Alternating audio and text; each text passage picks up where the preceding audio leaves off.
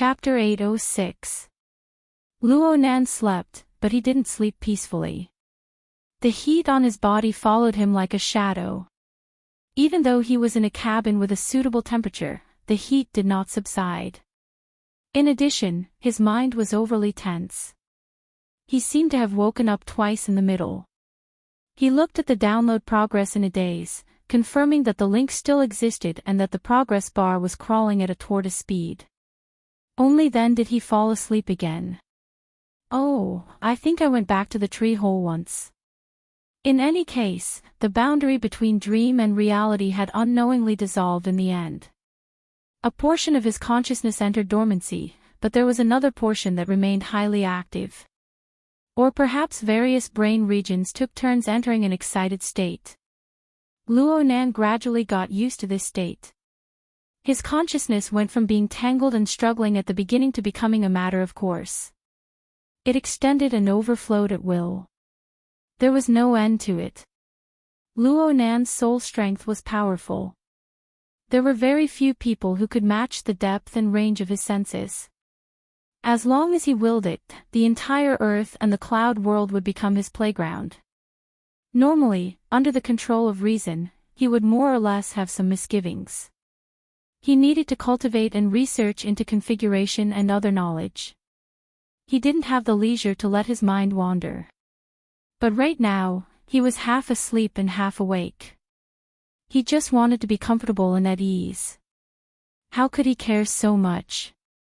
For a time, Luo Nan's consciousness flowed without restraint.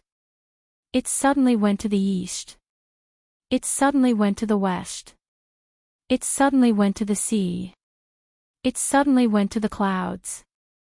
With the support of the soul cloak constructed by the condensation ring, he could move unimpeded as long as there was water vapor. He could travel thousands of kilometers with a single thought. Moreover, his mind instructs in a second was definitely not limited to this material world. There were 10 billion people on Earth. No matter how they were spread out like stars on a chessboard, separated by the sea and the sky, Luo Nan could see that their self-awareness was like water droplets popping and popping. Together, they converged into a vast ocean of the mental world. It was boundless, and there were few separations. This was a more interesting place than the real world. The circumstances of every second were completely different from the last second. Luo Nan had operated in the mental sea more than once before. For example, he used the dream entering technique to construct a special dreamland. He guided and gathered information from all sides to form a psychic diagram. He obtained the miraculous effect of foresight. But this time, Luo Nan didn't possess a clear goal. He didn't even have clear cognition. He just endlessly wandered, expanding and contracting his consciousness. He was equivalent to a hairy child in a dream. He constantly moved his pillow and kicked his blanket to obtain a more comfortable position. His mental ocean was still too illusionary and unstable. It was like a misty maze where fluff was flying everywhere, but he lacked a blanket that could be gathered together. Luo Nan tossed and turned again and again, but he was unable to find that comfortable feeling no matter how hard he tried. He simply relied on himself. He spread out an enormous multidimensional spider web within the boundless and limitless void. Yes, he would obviously use the Wraith sign system at this time. Luo Nan spread out the spiderweb of the altar, and the Wraith sign resided in the center of the spiderweb. It was not the master, but it had become the mount of Luo Nan's consciousness. It climbed up and down within the spiderweb, entering and exiting the windows of everyone's hearts. It drew out the spider threads of desire, weaving an increasingly complex web. Desire was turbid and chaotic, and the corresponding consciousness was also chaotic and changeable. It did not possess any specific rules. Only when an external force deliberately guided it would it form a certain trend. This was not a time of war. Luo Nan's consciousness merely drifted according to its nature. Therefore, the spiderweb woven by the Wraith sign did not activate the altar frame rule of victory notification, defeat withers. It just slightly drew in the sea of consciousness, allowing it to form a rough shape. This made Luo Nan feel a bit more comfortable. Luo Nan really did feel quite a bit more comfortable. The sea of consciousness that was drawn in by the spiderweb was filled with cool water vapor that enveloped him. Hold on. How could the emotions of living beings endlessly rise and fall and agitation become cool? Luo Nan intuitively felt a bit awkward. The side of reason that was alternating shifts displayed its use in a timely manner. It captured the crucial point that he had overlooked all this time. It wasn't that this side was too cold. It was that the other side was too hot. Oh, the sun was very poisonous. Luo Nan turned his head, and it was also in this instant that his soul shone under the blazing sunlight. In the unfathomable abyss far away in the void, the brilliant sun was like an enormous demonic eye. It stared straight at him. Light and heat were highly condensed and refined violent forces. Even though it passed through layers upon layers of barriers of space and time, it still possessed the destructive radiation that could burn the soul and the heart. The wraith sign, who had appeared as a mount, was like thin ice under this brilliant and powerful light. It was like a faint shadow. It was hard for it to survive. It collapsed into a shapeless form, leaving Luo Nan alone. Oh, it's you. Why are you suddenly so lively? It seems like you've gotten quite a bit closer. Luo Nan was stupefied. He felt that this was quite absurd, so he laughed. The abyssal sun was silent. It just radiated boundless light and heat into Luo Nan's consciousness and desires, filling his soul with a unique restless power. Pfft. You're the one playing tricks behind the scenes. Luo Nan didn't quite understand the details of his perception. He just felt a bit bloated. This was most likely due to the swelling of his mental plane. It allowed him to easily toss aside all apprehensions and shackles. He was fearless as he faced the blazing sun directly. He didn't just confront it. He even wanted to trace it backwards and see where the foundation of this demonic sun lay. This thought stirred in Luo Nan's mind. Then, his mind really did trace the brilliant light. It extended all the way to the distant void. It was unbelievably smooth. Oh, he seemed to have forgotten something. In any case, Luo Nan had a feeling that he and the abyssal sun had formed some sort of resonance. This was a power of internal connection. It was like the gravitational pull of the material universe. It penetrated the endless walls of the void and acted upon each other. Why? Wolala. Wolala. A familiar sound lingered in the surroundings. This was a listening question, and it was also a free-point question. The image of the heavily chained crow appeared in the depths of Luo Nan's consciousness in the first instant. The chain seemed to be forged from some unknown metal. It was the origin of Luo Nan's extraordinary power. It was the initial construction of formatting theory. It was also the materialization of the concept of my heart's a prison. It was this materialization of extraordinary power that created something out of nothing. It subdued the wraith sign with some sort of innate restraining power, giving Luo Nan the source of power to increase his power beyond the norm. And now, it transmitted this innate restraining power to the abyssal sun behind the layers of void. At least that was what it felt like. Also, Luo Nan himself had brought it over. His consciousness followed the extension of the heavily chained crow, rapidly approaching the abyssal sun. It felt like he was rapidly descending down a zip line. His speed grew faster and faster, and he could feel the blazing light and heat more vividly. At the same time, a rumbling sound reverberated in the vast and hazy void. It grew clearer and clearer, louder and louder, and grander. It was absolutely not an effect that could be formed by a single chain. Luo Nan's consciousness was in a state of unconsciousness. It was quite difficult for him to deal with the changes in speed, temperature, sound intensity, and other levels of information. In the end, he even felt dizzy. His consciousness went blank for a moment. By the time he connected the chains of consciousness, he had already entered an inconceivable world. The reason why it was a world was because it was big. It was indescribably huge and deep. The most dazzling thing within was undoubtedly the abyssal sun. It rolled, expanded, and shrunk. It sprayed out a terrifying flow of fire from time to time, and it caused the undulating flow of fire to form countless demonic and malevolent figures in the outer region. They were like living creatures. However, such an existence was not the main body of this world. Luo Nan's consciousness only paused on the sun for a moment before it shifted uncontrollably. It turned to other areas that the light could not illuminate. This other area was truly vast and boundless. However, this area was filled with layer after layer of dark chains. They were immeasurable, and the dark chains could not be seen from beginning to end. They weaved and crisscrossed, moving back and forth, interlocking with each other. They hummed and vibrated, converging into a harmony that made one's scalp go numb. They constructed a complex, dense, and boundlessly deep-sealed prison. They were the main body of this world. Perhaps they were the essence of the abyss. Luo Nan's own dark chains seemed to have fused into this sealed prison. It was the only end that could be seen, but it was also like the only loose slip knot. Well, this was just sleep talk. Luo Nan was probably awake now, but it was more like a dream than any other time.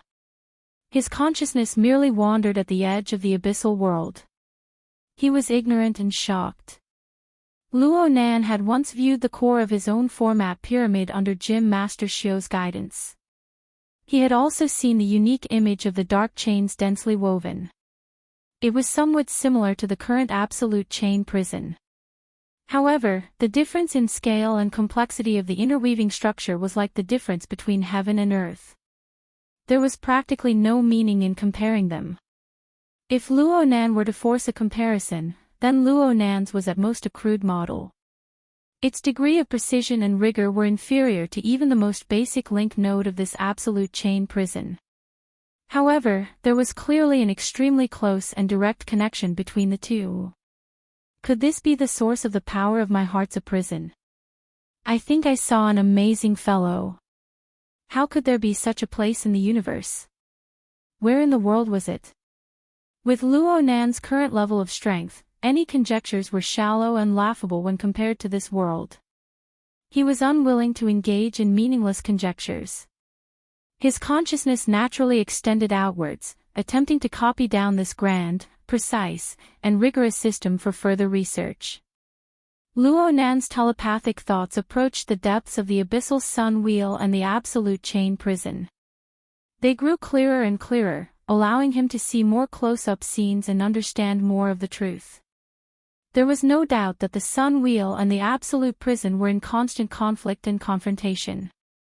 The absolute prison constructed from endless chains constructed the abyss, firmly imprisoning the sun wheel in its deepest depths. It compressed the space for its existence and weakened its life force. But during this process, every single chain endured a violent and blazing baptism of high temperatures. The detailed structure of the myriad chains was often shattered and then recombined. The recombined structure was different from before. It was as if the sun wheel had melted and even remolded them. Luo Nan was practically engrossed in this cycle of conflict and reconstruction. This was because he saw the supreme and deep configuration thinking within, as well as the incomparably vivid demonstration of the material. Every time it exceeded his imagination, it was just right. It was truly miraculous. Ha! A subtle and abrupt incongruity was embedded in at an inopportune time. It was like a dim mark that appeared on the bright and clean surface of the jade porcelain. Simple, crude, rigid, dilapidated. Luo Nan came up with 7 or 8 similar adjectives in an instant. But the most direct noun that followed nearly choked him. It was a spaceship. A spaceship parked at the edge of the abyss world. It looked as if it could collapse at any moment. It looked quite familiar. This was the basic information Luo Nan grasped in a short amount of time. He wanted to capture even more details, but when his telepathic thoughts crossed a certain boundary, his eyes suddenly blurred. Emptiness and turbidity. Colorful light flew chaotically. There was also an enormous tension and repulsion that accompanied the chaos. It nearly burst the structure of his consciousness. What configuration demonstration? What docked spaceship? Everything was destroyed. The vague feeling of forgetfulness that had always been at the bottom of Luo Nan's heart was flipped over at this moment. It brought back memories that had settled at the bottom of his heart. It was the experience of looking directly at the abyssal sun will last time. It was the time when the light of polar domain was created in a few months.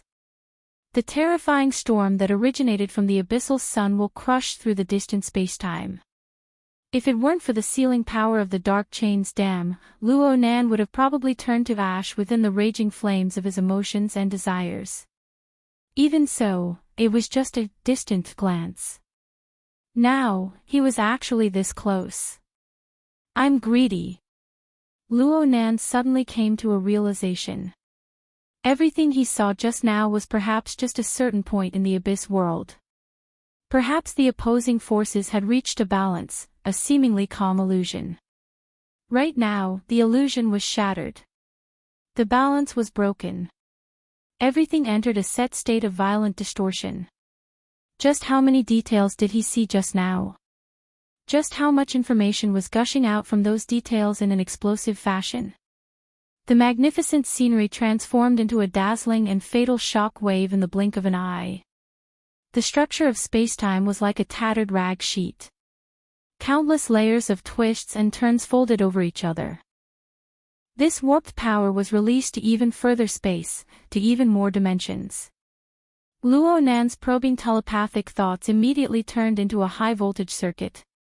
An indescribably enormous attack struck back like lightning, piercing through the frame of his body and soul. The power of the sun will and absolute hell, as well as the corresponding information, all poured into his brain. There was no doubt that the power of the backlash was extremely terrifying. And this time, the dark chains were no longer insulated. The only thing worth rejoicing about was that the power of the backlash pushed forward in a crushing fashion within the frame of Luo Nan's body and soul. The first thing it came into contact with was Luo Nan's mental plane. The power of the backlash was very terrifying, but the depth and breadth of this area was quite praiseworthy. It was like a meteor falling from the heavens.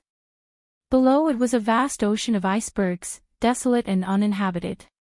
No matter how terrifying the impact and the killing power were, a large buffer and sedimentation would appear here. Of course, there would still be killing power when it overflowed. But there was another vast buffer zone outside the vast ocean of icebergs formed by Luo Nan's God Wheel. This was the sea of consciousness that Luo Nan's altar had gathered together. The emotions and thoughts of billions of living beings from all over the world were gathered within the sea of consciousness that was gathered by the spider web. They weren't good at anything else, but their enormous numbers and loose structure were like an enormous fluffy sponge. The powerful and surging power of the backlash and the corresponding flood of information were absorbed and digested layer by layer. Luo Nan was able to sense the dual power that came from the abyss world flowing within the spider web. It flowed over every node. It flowed over the living beings that were entangled on every knot of the web. The miraculous thing was that the altar spider web, which was the supporting structure, directly withstood the attack. It didn't feel too much pressure. Instead, it went deeper and deeper as the power of the backlash deepened. The web was woven into the complex minds of billions of people, becoming even more dense and strict. Was it a misconception? It was like a wave of nutrients had been injected in. That was right. The structure of the altar spider web originated from two forces. The first was the Wraith sign.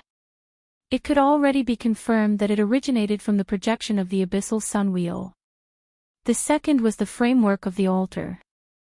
From what Luo Nan could see now, there was an 80 to 90% chance that this framework came from the absolute chain prison on the other side. In this way, there was the scorching heat and guidance from the abyssal sun wheel. There was also the harsh rules and control power from the absolute chain prison. They interweaved together. There was intense conflict, but there was also a subtle combination. This pair of equally grand forces clashed and cooperated. They were contradictory yet compatible.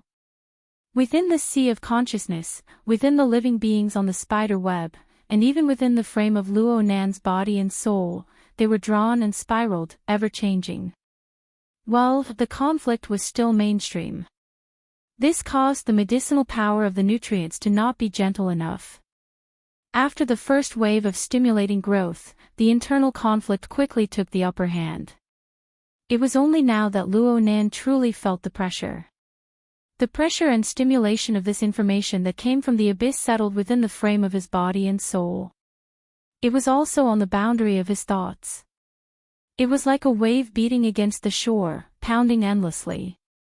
Most of it was unable to reach the shore, but the ones that did hit the shore were like a flood that overflowed a dike. They drowned Luo Nan. Luo Nan was quite familiar with this. He had been facing a similar flood of information for the past few days.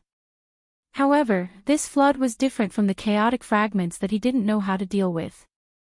This wave of flood gradually eroded, seeped, decomposed, and absorbed within the spider web. Slowly, it became clear and logical, forming a vague framework of knowledge. Layer after layer of structure was piled up. Order. The most beautiful order. Even though it was heavy to the point of being hard to bear, it made one unable to stop. Luo Nan let out a long breath. His various planes of consciousness awakened one after another under the control of order. He unwittingly became completely clear-headed. He opened his eyes. The flat ceiling of the cabin was reflected in his eyes. There was also the blood-like sunset that penetrated through the porthole. The information of the material world was rich and vivid. It was most suitable for humans to receive and understand. It was just that Luo Nan turned a blind eye to it. Instead, he gave up the easy for the difficult. He went to decipher the enormous information structure that still settled within the frame of his body and soul, the altar spider web. He made appropriate associations and extensions. Luo Nan naturally thought of his own situation. He was probably the primary martial arena of the conflict between the sun wheel and absolute prison in the spacetime of Earth. It had been going on for a very long time. The configuration system and the wraith sign system. Reason and emotions. Rules and chaos. Wasn't this the case? There was also the mist maze. The current Luo Nan could make a clearer judgment of the core area of the mist maze. Conflict, distortion, coexistence. It was very similar. Needless to say, there was also the broken spaceship, which could prove it on another level.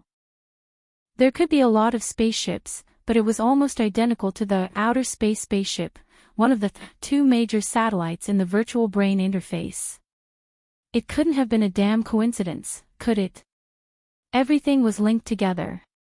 The abyss world was the source of everything. Once Luo Nan comprehended this, his understanding of the information of the mist maze naturally rose to a higher level. This was the essential reason why the spider web was able to digest and absorb the information. Oh, the altar spider web structure itself seemed to be very suitable for a further understanding of the chaotic information of the mist maze. Machines and programs were unable to decipher information that was overflowing with contradictions and conflicts. But life with spiritual intelligence, especially humans, seemed to be naturally prepared for this information. Actually, the vast majority of people did not possess the qualities to analyze complex information.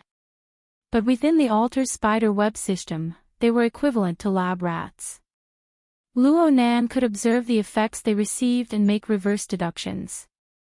From there, he could filter, precipitate, and wash out the most useful results. At this moment, Luo Nan's train of thought, which had always been unclear, became much clearer.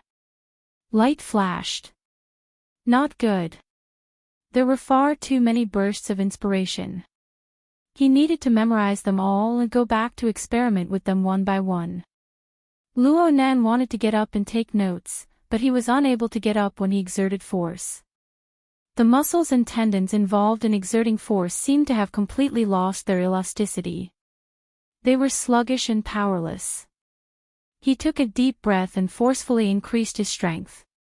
Finally, he raised an arm and placed it in front of his eyes. The cuffs of his sleeves were already drenched in sweat. The exposed arm was actually swollen by a size compared to before. His fair skin was now crisscrossed with blue and purple. Some of the subcutaneous tissues had already been destroyed, oozing with blood. This feeling. It was like someone had beaten him up while he was asleep. And so Luo Nan knew that the progress in the direction of the mist maze was not something that could be obtained casually. The frame of body and soul, especially the skeletal side, had already walked a full circle around the edge of the cliff. Luo Nan just raised his arm like this. He was a bit stunned. He wasn't frightened by the miserable scene. Instead, he thought of something else. In the past, he felt that the information of the double helix left behind by his old man did not completely and clearly explain the essence of the structure of the mist maze. He felt that the research was incomplete because he lacked the strength and time. But with this, his train of thought suddenly took a huge turn. If he possessed the preconditions of the external neuron, the real actions of the signal link, and the cultivation foundation of formatting theory were present, it seemed that he was close enough according to his current design. No, it was clearly too close. Why did he suddenly have such a dream? From the first half of the dream that he vaguely remembered, he could obtain an explanation. He had received the radiation of the abyss sun wheel for a long period of time. That was why he was drenched in sweat in the tree hole. He was restless and restless. His emotions were affected and interfered with. Also, the pulling power that came from the heavily chained crow was absolutely inseparable from the absolute chain prison, which was the opposite of the sun wheel. This was the gravity that came from the abyss world. Luo Nan had thought of every method possible to unearth the mysteries of the mist maze over the past few days. But he never expected that the more he analyzed, the closer he got to the abyss world. He also rapidly approached the taboo contained within. The truth was very beautiful, but one had to use one's life to decipher it. It was hard for him to hold on for long with his injured limbs. His swollen arm fell onto the tatami with a thud. There was no intense pain. He just felt numb and powerless. He could basically confirm that his nervous system had been injured. Due to the special nature of nerve cells, this was a very serious injury even for an ability user. It was even possible for him to become disabled. Luo Nan didn't really care about his own injuries. Instead, he thought of another old matter, an old matter that most likely no longer held any meaning. Perhaps on the other side. His father had suffered a loss. He wasn't too sure of his father's strength, but he knew that his father wouldn't be at the extraordinary level and wouldn't be stronger than him. He most likely wouldn't have the soul cloak or the altar spider web, which were blessed by the heavens. Then what about the gravity and impact that came from the abyss world? Luo Nan smashed the tatami again. Then he closed his eyes and muttered, "It's useless to think about these things. Next. Mr. Lo, who was outside, heard the noise over here and asked in a low voice. Luo Nan didn't open his eyes, but Li's current state was naturally reflected in his mind. She should have been waiting outside for quite some time. Her mental plane was fluctuating quite a bit. She probably had something she wanted to report, but she didn't dare to disturb him. Luo Nan heard a sound from inside, so he took the initiative to ask. "Come in." Luo Nan discovered that his throat was incredibly dry when he spoke. His voice had already changed pitch. The bamboo lattice door opened. Snake Tongue remained in a kneeling position outside. She feigned an inviting gesture as she invited Lo inside. She grasped her posture quite well. But soon, Li's startled cry caused the entire scene to collapse. "Mr. Enlo rushed inside, and Snake Tongue straightened her back from outside the door. She was stunned speechless. Luo Nan could roughly feel how bad his body's condition looked. He just hoped that it wasn't a bloody nose and swollen face. Stop. It's not that serious. Luo Nan didn't want to create that sort of mourning scene. He added a bit of soul strength, and his limp, exhausted body flipped over without the need for any muscles. It was as if he was in a gravity-free environment in outer space. Enlo was stopped by his shout. She stopped walking, but her face was still deathly pale. Luo Nan's state just now was simply that of a swollen corpse. It really scared her. Behind her, Snake Tongue broke away from her shock a bit earlier than Enlo. Her pitch-black pupils rapidly swept across Luo Nan's body, and her eyelids drooped down again. But then she bent her waist even more. Her forehead was nearly stuck to the tatami, expressing her attitude for not taking good care of him. It's just a small hiccup. Don't worry. Luo Nan continued to comfort her. Enlo blurted out, is it because of the sunlight nightmare? Ha! Luo Nan blinked. What's that? You. Enlo spat out half of her words. Finally, her long years of experience as a secretary came into play. She forcefully suppressed the doubts in her heart and explained honestly, just an hour ago, a large-scale similar nightmare phenomenon appeared on the west coast of the new continent.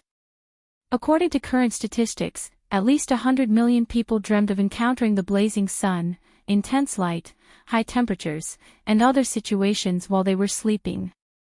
Luo Nan raised an eyebrow. Of course Enlo saw it, but she could only feign ignorance.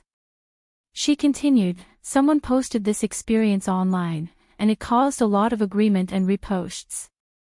It has already formed a trend of panic in the new continent.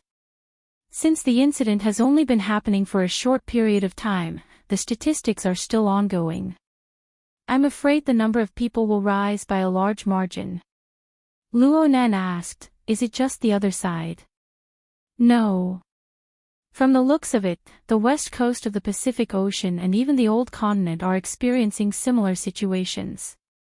It's only because of the time zone factor. It's daytime, and the number of people sleeping is few, so it hasn't formed a large-scale effect. This is especially true on the plane of the inner world. Many ability users have given feedback, and the influence is even more prominent in the circle of orders. It's said that some orders that worship the sun have already begun to prepare for sacrificial activities over at Ban City. Correspondingly, orders that worship the night, the moon, and other images have been impacted. I just heard that there have already been serious injuries caused by the backlash. I've also asked T-City. The Blood Soul Temple of the Abyss District hasn't been impacted, but the number of believers that have been affected isn't small. However, the feedback is quite positive. Perhaps it's because the laws and principles of my religion don't conflict with the image of this wheel. Luo Nan slowly moved his fingers and evaluated, it's a mess. Yes. Enlo had previously suspected that the sunlight nightmare was highly related to Luo Nan. Now, she was even more suspicious. It was just that it had changed from a positive correlation to a negative correlation. In short, it was inextricably linked. Of course she didn't dare to say it out loud. After she finished explaining the basic situation, she quietly listened to Luo Nan's opinion. The polar domain of the Abyss District hasn't been impacted. It's mainly concentrated on the plane of the mental sea, which is a level lower than the light of the polar domain. The same level and same source of power will also change. There was something Luo Nan didn't say. Compared to the light of the polar domain that had gone out of control, could this be considered a digestion in a certain sense? As he muttered to himself, Yin Li's eyelids twitched to the side. Due to her insufficient cultivation, she had only heard of the light of the polar domain several months ago. She didn't have a direct view of it. She only knew that it had caused an enormous shock in the upper echelons of the inner world. Mister, can't you cover this up a bit? It's a global influence. As for Xia City, forget it. The way things are right now, it's shameful no matter what. I'll just pretend I don't know about it. Luo Nan's body gradually felt better during this period of time. As a result, his body felt more and more uncomfortable. He had been sweating from the time he fell asleep to the time he woke up. His sweat soaked through all of his clothes. After he turned over, the half-wet clothes that hung on his body slid against the surface of his body. They were a bit sticky. He really couldn't bear it. I want to take a bath. Chapter 807. No matter how Luo Nan's tone was, whether it was Yin-Lo or Snake Tongue, they all treated it as an order to carry it out. 15 minutes later, Luo Nan was already submerged in the warm and slightly scalding hot soup. His back was leaning against the wooden wall of the pool, allowing the layers of heat to seep through the pores of his skin and flesh to permeate into his internal organs. As for whether or not this method was appropriate while he was injured, Luo Nan didn't mention it. Yin-Lo and Snake Tongue didn't have the leeway to comment. It had to be said that the traditional bathing culture of Ban City was quite unique. Due to limited conditions, there was no hot spring on the yacht. But with Snake Tongue, who was born and raised in Osaka City and had been nurtured in traditional shrines for over 10 years, she was able to use the limited facilities to achieve a similar level of enjoyment. Under Snake Tongue's service, Luo Nan washed his body clean. Then he entered the narrow and small bathroom and soaked in the deep pool that could only fit 2 or 3 people. The ceiling above his head and even the deck above him were all opened up, revealing passageways that were like the walls of a well. The passageways led to the faintly dimming light of the sky. The claustrophobia and tranquility of being a frog in a well actually caused some philosophical thoughts to settle down. Luo Nan leaned against the wall of the pool, inhaling and exhaling warm water vapor. Behind him, Snake Tongue raised a wooden ladle and poured warm water from a bamboo pipe onto his shoulders and back. The change in temperature and the impact of the water continued to provoke the senses of his body. When he got used to it or became numb to it, there would be a strange tipsy feeling in his mind that quietly dissipated. You really know how to enjoy life. Luo Nan mumbled with his eyes closed. The direction of his words was rather vague. It was unclear whether he was referring to the previous owner of the yacht or Snake Tongue, who was currently serving behind him. Through the mist, Yin-Lo wanted to reply, but in the end, she felt that it wasn't appropriate and did not speak.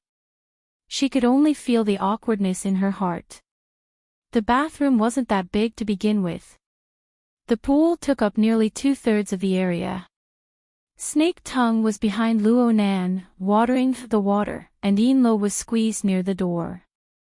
Especially since she was wearing a business suit that didn't match her appearance. She didn't wear shoes, and the steam had soaked her coat and her stockings. She looked a little embarrassed. What was even more annoying was the sullen feeling of working for someone else. The yacht she'd bought with her own hands had unexpectedly become Snake Tongue's home court due to Harmony Wind's renovation. The former witch's behavior was so natural and perfectly integrated with the current scene.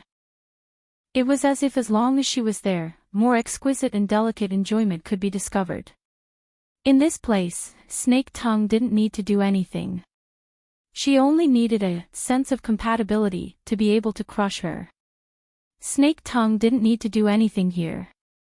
She could crush Snake Tongue. Snake Tongue still displayed a tempered attitude within the bathroom environment. Even though she was helping Luo Nan take a bath, she still wore a kimono. Her entire body was dressed in a strict manner. She didn't care if the steam in the bathroom made her clothes or hair wet.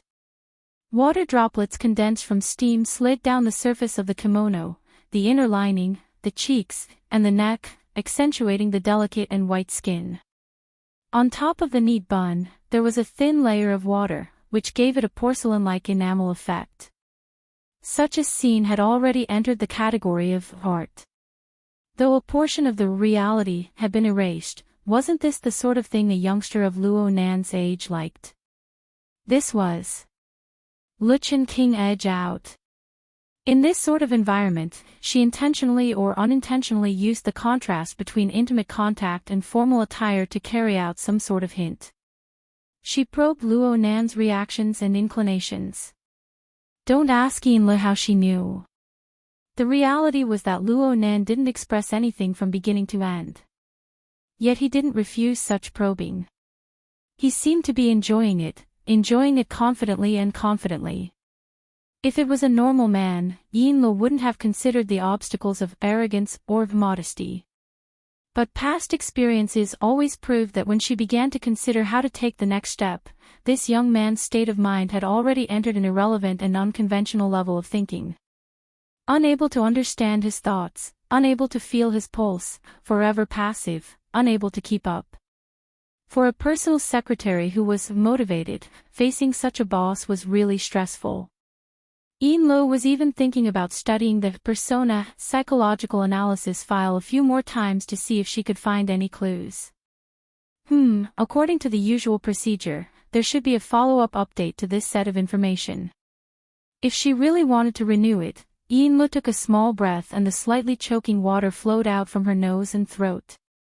However, the heat still seeped into her internal organs, bringing an even heavier dampness and dryness.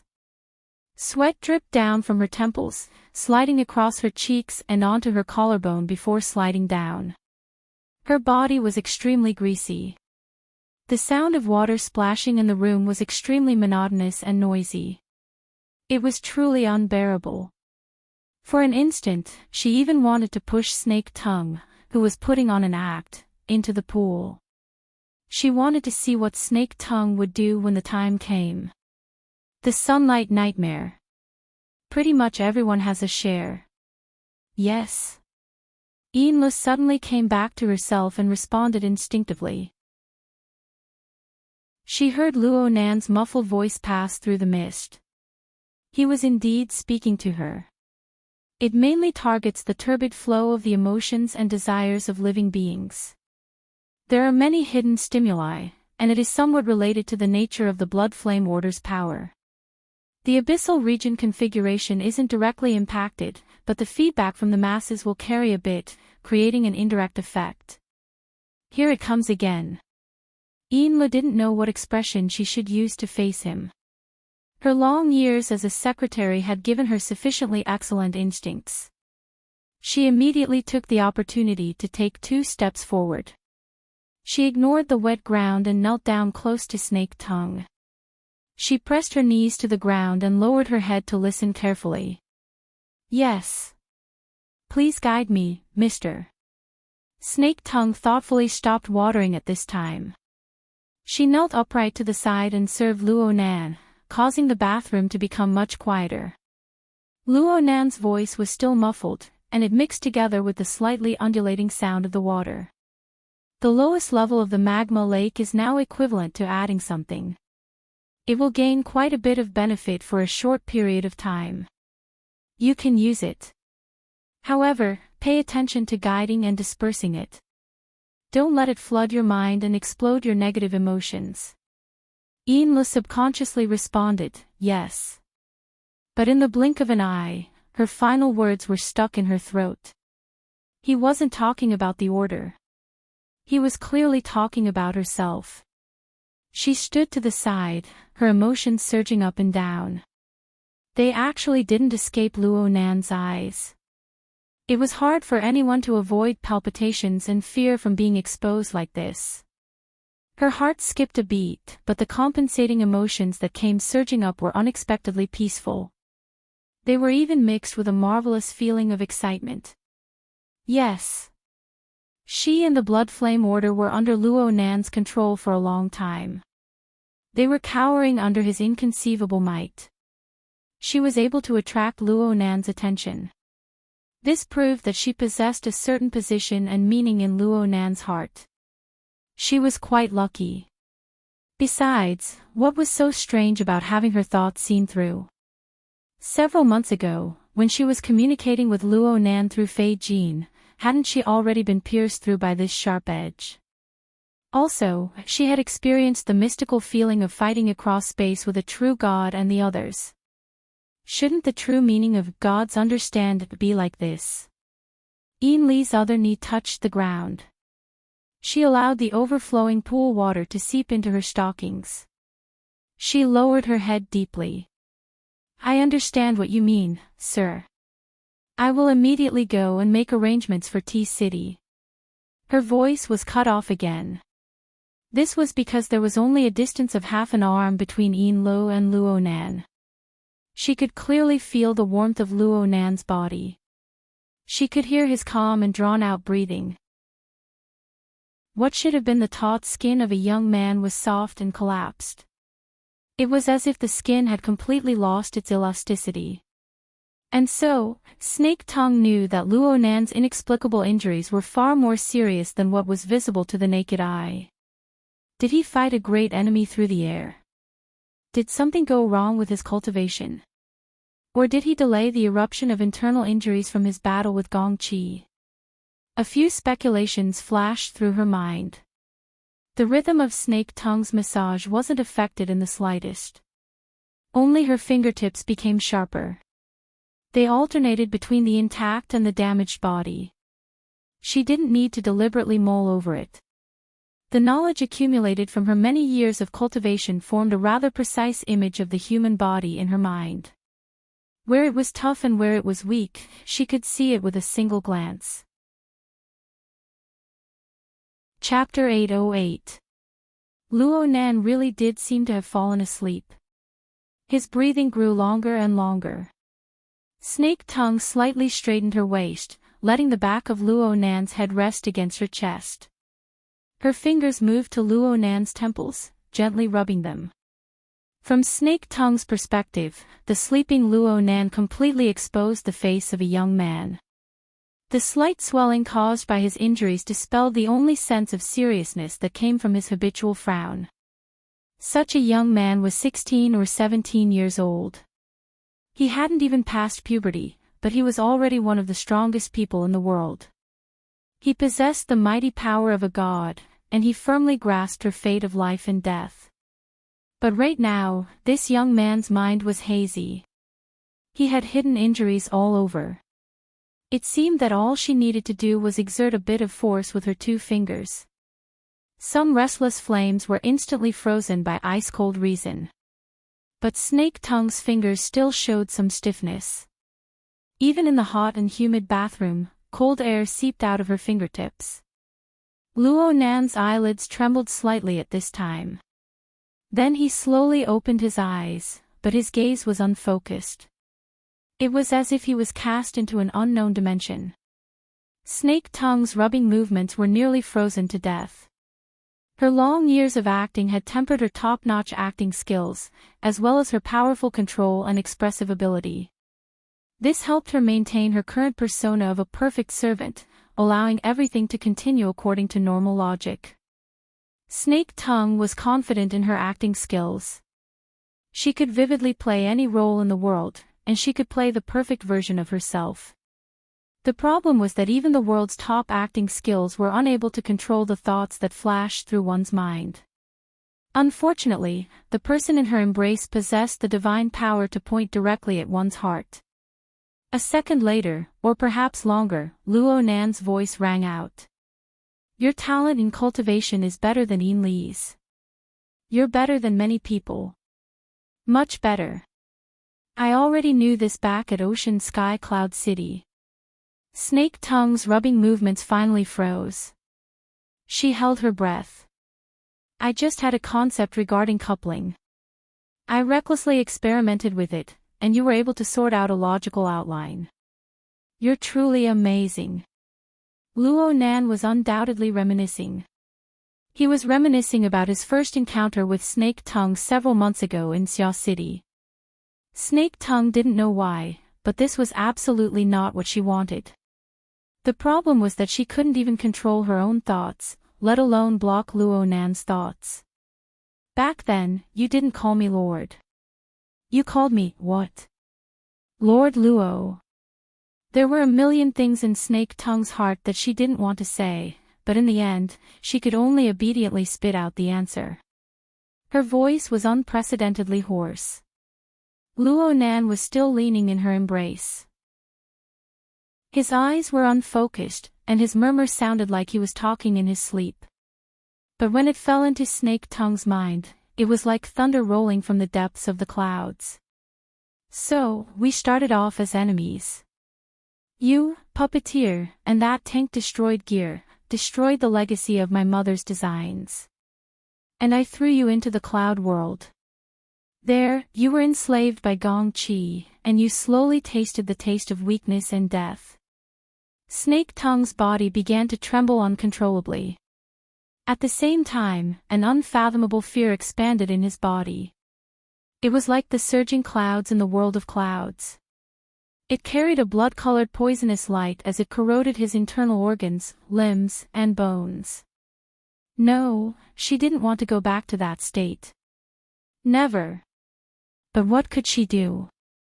As a newly attached believer, or rather, a captive, what should she do?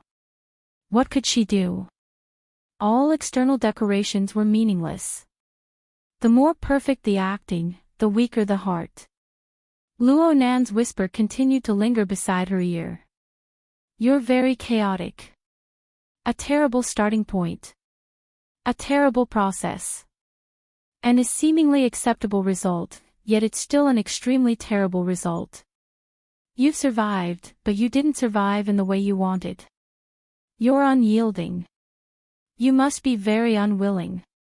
Right now, it was impossible for Snake Tongue to maintain her current posture. She used all of her strength to maintain the rhythm of her movements. She carefully leaned Luo Nan's body against the edge of the pool, and she broke away from him. She retreated, then she knelt on the ground. Her forehead made contact with the wet floor. She didn't open her mouth again because it would be wrong no matter what she said. She could only use this method to display her own humbleness and submission. Luo Nan's murmur continued to enter her ears amidst the hot and humid steam. It seemed that he was a bit tired from speaking, and his voice became even weaker and more vague. Your method is superior to Yin Li's. Etiquette is an external order. It can restrain emotions, but it doesn't go as far as to greatly neutralize the true strength in the heart. There has always been a flame burning in the bottom of your heart. The stricter the etiquette, the more intense the flame. This is very good. There was an instant when Snake Tongue's entire body went numb from top to bottom.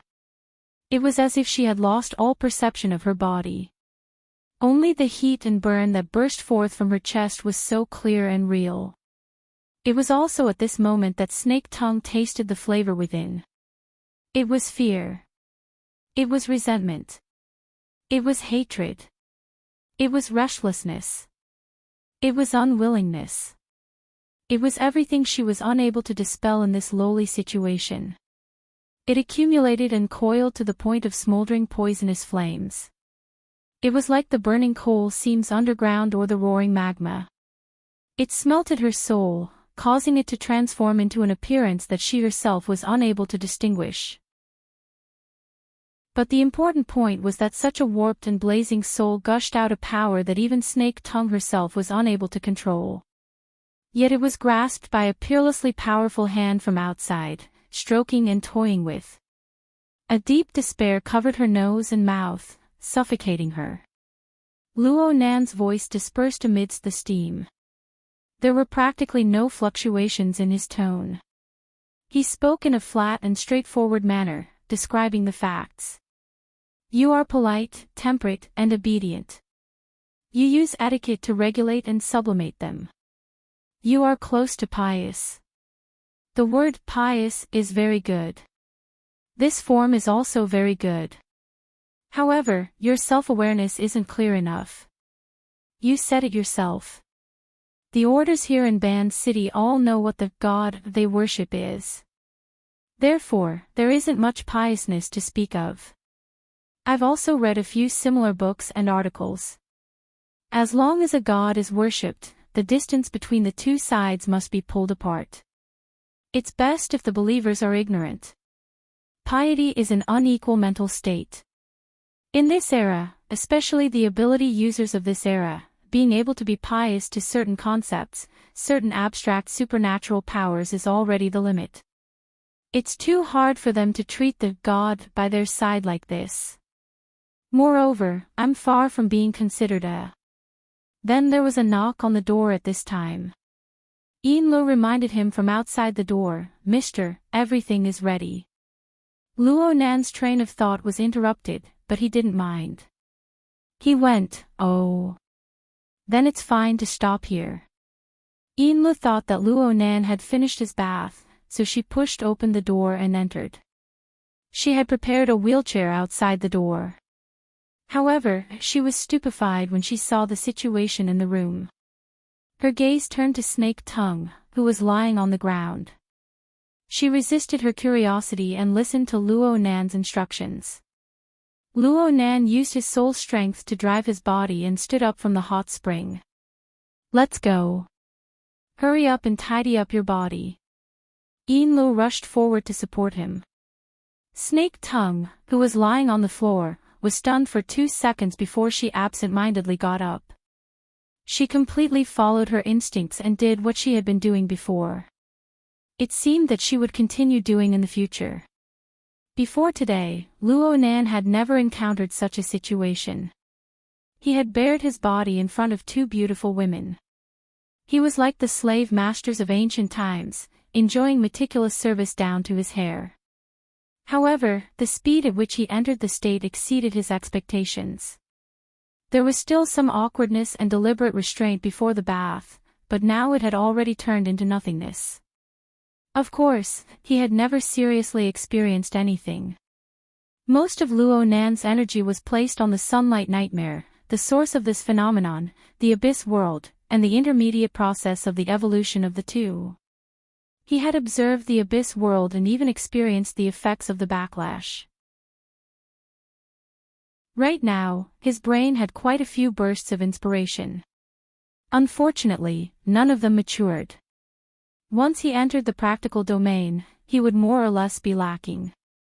And these were just insignificant sprays and droplets of the torrential flood of information. There were many more valuable things. They were all buried in the filtering nets of the soul cloak and the altar's spiderweb. It was hard to find a trace of them. If he forcibly searched, his consciousness would unconsciously move toward the abyss world.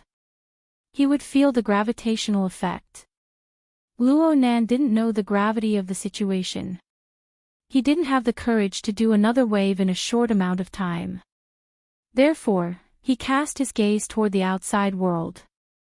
The other side of the Pacific Ocean was the area that suffered the most from the Sunlight Nightmare's attack. However, Luo Nan had already observed that the attack was too tyrannical. The effects and feedback were rather monotonous. On the other side of the old continent, the effects were incorporeal and ever-changing. There was great value in observation and research. Enlo and Snake Tongue were both targets of his observation. As for the results of the observation, there weren't any surprises on Enlo. Her years as a secretary had made her sharp and tactful, so she naturally tended to treat her boss as the key. Even if there were some stimuli, she would swiftly dissolve them without any qualitative changes. On the other hand, Snake Tongue, a beautiful and obedient woman on the surface, hid an almost instinctive untamed strength in her heart. The exuberant emotions that were suppressed in the deepest part of his heart and the calmness and rationality that had been polished for years were a special portrayal of the blend of chaos and order. If one were to look at it with colored glasses, they would even vaguely see the checks and balances between sun and hell. Something as big as the Sunlight Nightmare had finally left some traces in this world. That was good. Luo Nan decided not to provoke Snake Tongue for now. Snake Tongue needed to digest the emotional impact she had revealed. He also needed to make further observations and interpretations. Don't look at how his previous psychological analysis was straightforward and incisive, hitting the nail on the head. Luo Nan still had a smattering of knowledge when it came to the deepest parts of human psychology and emotions. He always felt that he was lacking a bit. He was separated by a layer. He was unable to touch it. The more it was like this, the more he couldn't let go of a special case like Snake Tongue. Wasn't this a bit excessive? But among the pile of believers, there was only one example of an enemy transforming into a believer, Snake Tongue. For such a dangerous experiment with unpredictable consequences, why didn't he look for her? Luo Nan's mind spun 2 more times. The more he spun, the more he felt that it was natural and right. Oh, the more he spun, the more inexplicably delighted he felt. How should he refer to it? The exquisite and treacherous changes that came from the bottom of his heart troubled Luo Nan a bit. Perhaps he needed to read a few related monographs or consult a veteran like Mr. Bai. There were many clouds and stars, and the surface of the lake was dark and gloomy. It was relatively quiet. Within a radius of 10 kilometers, apart from the low hum of the yacht's motor, there were only 2 unnatural noises: a cruising aircraft 700 meters above the side, and a small submarine 50 meters below the surface of the lake, 7 kilometers away in a straight line. If one were to expand the scope a bit, there would be approximately 100 or so people in the northern mountain lake region. They were all military personnel armed with real guns and ammunition. They were equipped with 2 units of deep blue walkers, and they were seething with murderous intent. It has nothing to do with us. Luo Nan didn't discover any experts among the military personnel. He didn't discover any targeted hostility. Finding trouble with him with this kind of equipment was simply a joke. It would be too exaggerated to say that this was a probe. Enlu thought so too. Maybe they're searching for fugitives. The northwest of Beishan Lake was also considered a wilderness area. There were mountains everywhere, and the terrain and people were equally complicated. In this case, it was normal for the military to intervene without the Metropolitan Police Department's permission. They can indeed board the ship for inspection. It's an official act, so it's hard for us to refuse. But it's nothing. I personally entered the country normally. Snake Tongue's identity can withstand inspection. The yacht's procedures are complete. We signed a temporary lease agreement with the Explorers Society of Band City over at Claw Island. As for you, sir, even if you were to stand in front of them, they might not be able to discover you. What was up with Ian Lee's confidence? Was she trying to flatter him? Luo Nan was amused by her. Ian Lu took the opportunity to suggest, "Sir, we can block most reconnaissance methods on the ship. But if we board the island now, we will be exposed to the enemy's surveillance. Shouldn't we wait a bit?" Wait? Luo Nan frowned. He wasn't willing to disrupt his plans, but then again, the entire day of competing with the Abyss world seemed to be outside of his plans. Your Excellency can also help the military speed up their progress.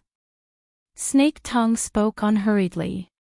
She lowered her eyes and brows when Luo Nan shifted his gaze over. It seemed that the words just now had nothing to do with her. Snake Tongue's current mental state was very subtle.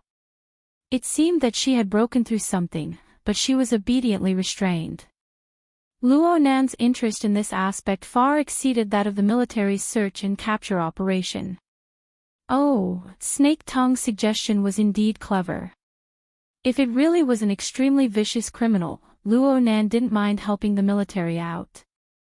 Everyone would disperse sooner, and their hearts would be clean. Luo Nan's mind had already circled North Mountain Lake 80 to 100 times as he thought this. However, the latest news traveled a bit faster than his thoughts. Ian Lo received the latest news. It was hard for her to conceal her bewilderment. "Sir, the military has informed us that they are no longer boarding the ship for inspection." "Ha! It seems that the mission has ended. They've already withdrawn." Luo Nan asked curiously, "Did they catch the criminal?" This. Luo Nan's curiosity was piqued during the time Ian Lo was stuck. His mental senses had already covered the entirety of Band City, and he had increased his resolution by a large margin. His perceptual strength was like an enormous fishing net being cast down at this moment. It was spread out like a cloud of smoke, and when it was drawn in, it grabbed an ocean's worth of information. The information covered multiple dimensions of the mental and material planes. The amount of information he received in an instant was enormous. But compared to the trillions of fragments in the mist labyrinth, the flow of information originating from the real world and the rules of society was simply smooth and orderly. He swallowed it in a single gulp, and it was digested in the blink of an eye. Cough, this was an exaggerated description. Luo Nan wasn't stupid enough to search and analyze item by item. He just grabbed a high-resolution comparison photo of the beginning of the term and the end of the term. After a slight comparison, there was a clear difference between chaos and order. 10 seconds ago, a fire, 2 to 3 violent crimes, 5 car accidents, over 100 quarrels, nearly 1,000 noises, and several tens of thousands of drunkards had occurred in the surroundings of Ban City. There were no abnormalities in all of this. The residual energy that caused injuries and death was scattered all over the coast. There was a location on the northern shore of North Mountain Lake, and a dozen locations deep in the mountains. Among them, there were 3 locations that involved military weaponry. There were 2 locations on the coast, and there was one on the northern shore. This was probably the result of the military's efforts. Luo Nan didn't possess the ability to rewind time, but he was able to perform positioning and analysis from the vibrations of the particles in the atmosphere and the eruption of emotions in the sea of consciousness. The amount of information involved in such a method was quite astonishing. But Luo Nan wanted to say that any information that could be organized and explained wasn't a problem at all. Luo Nan's interest was piqued, and he thoroughly understood the situation. Yinlu wasn't idle either. She made a few phone calls and obtained an answer. She hesitated for a moment before moving closer to Luo Nan. "Mister, I've obtained information from another channel.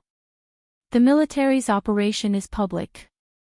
It said that they were hunting down an important figure of an illegal order. The operation has already ended. There's an illegal order in Ban City." Luo Nan couldn't help but chuckle twice. He spoke of the results of his observations in passing. 2 are dead, and 1 is captured. Yinlu did her best to maintain a matter-of-fact attitude. She didn't want to be so useless. But after digging out the follow-up information, she really didn't feel good in her heart. According to the military's report, that illegal order is the Soul Order. Soul Order. Luo Nan felt that the name sounded familiar, but he didn't react in time. It wasn't until he sensed Yinli's awkward mood that he suddenly realized something. The Soul Order. The one that killed Black Wolf. Yes. Yinlu couldn't say anything more. This was because she was one of the cold spectators when Black Wolf was killed. Luo Nan never had any formal contact with the Soul Order, but they had bad intentions towards him. Last year, not long after Luo Nan rose to prominence due to the cage theory, this order secretly executed a scheme. They used the doctrine of the immortal soul to send out a character called Fantasy Fire to lure and kill Black Wolf, a member of the Xia City branch's operations team. Fantasy Fire used a bizarre possession technique to occupy Black Wolf's body. They attempted to break into Luo Nan's circle of friends and conspire against him. Their methods were extremely covert. The Xia City branch, including Luo Nan, were all kept in the dark. However, perhaps there was a need for cooperation, but Fantasy Fire's luring and possession operation against Black Wolf turned into a business demonstration. The middleman was the LCRF Xia City manager, Sun Jai. The client was the Blood Flame Order. Yinlu was the one present at the time. It wasn't a big deal at first, but everyone present at the time, including Yinlu herself, never expected that she, Mrs. Halder, and even the entire Blood Flame Order would completely lean towards Luo Nan in a few short days. In this way, the secret became a joke. The incident came inexplicably and left abruptly. Fantasy Fire, who had taken over Black Wolf's body, was personally captured by Ouyang Qin. However, Fantasy Fire's soul was in a special state.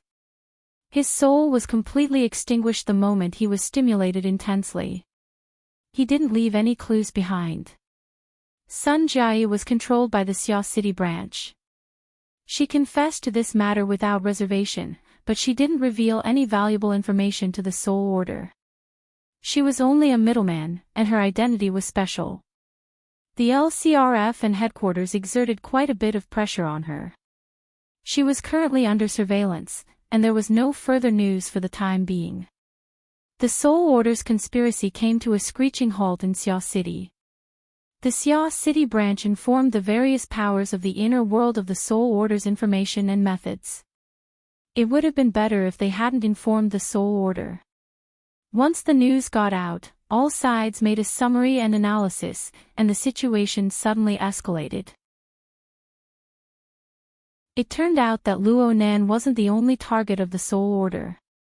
Many powerful and famous ability users of the inner world had become their targets. Their methods were very similar. They all attacked the outside first, and then they gradually infiltrated. In this way, there were nearly 100 innocent victims, not to mention the main target. Their goals were vague. Their motives were unclear. They attacked fiercely right from the start. This sort of order was an illegal organization.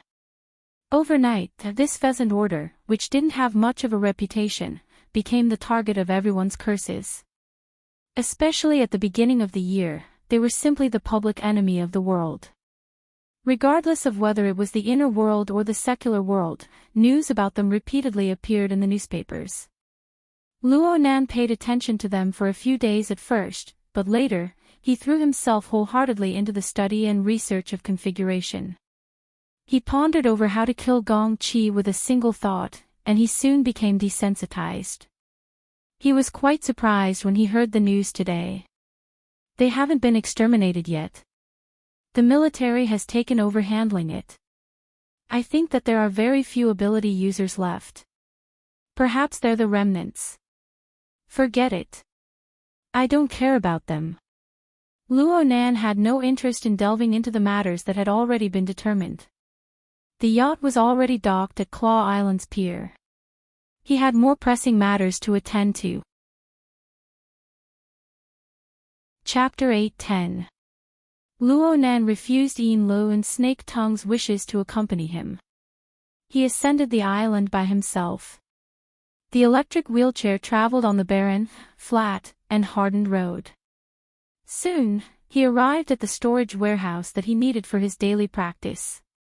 Here, aside from the exoskeleton armor parts that could be replaced at any time, there were the military's energy bars, nutritional fluids, and some compound powders.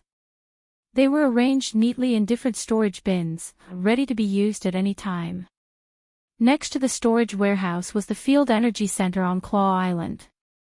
This layout did not conform to safety regulations, but it met Luo Nan's actual needs. Right now, the energy center was equipped with a superconducting generator set. It operated tirelessly under the dual drive of wind and water. It provided an unending stream of electricity to the entire island base. It should be enough. Luo Nan compared the specific consumption of his previous practice and had a plan in mind. After all the prerequisites were met, he leaned against the back of the wheelchair and maintained a comfortable posture. He closed his eyes and cast his telepathic thoughts behind the layers of void barriers. The misty world, the misty maze, the tree-hole space. Luo Nan's telepathic thoughts flowed unimpeded. He smoothly made contact with the information of the external neuron floating above the lens. The feedback information made Luo Nan spit out a turbid breath. He had been wondering whether or not the signal link between the external neuron and the corresponding flying ship would be a bit more stable after a round of intimate contact had been realized. Reality was cruel. The downloading process of the offline test question library had yet to end. The careful inspection of the interface information had even been interrupted for a considerable amount of time. And this phase was precisely when the backlash of the Abyss world erupted. It was very clear that the outer space flying ship and the abyss world were not the same thing, even though they were close. The fluctuations of the abyss world formed a clear interference with the signal transmission of the flying ship. From this perspective, Luo Nan's previous torment did not make up for his losses.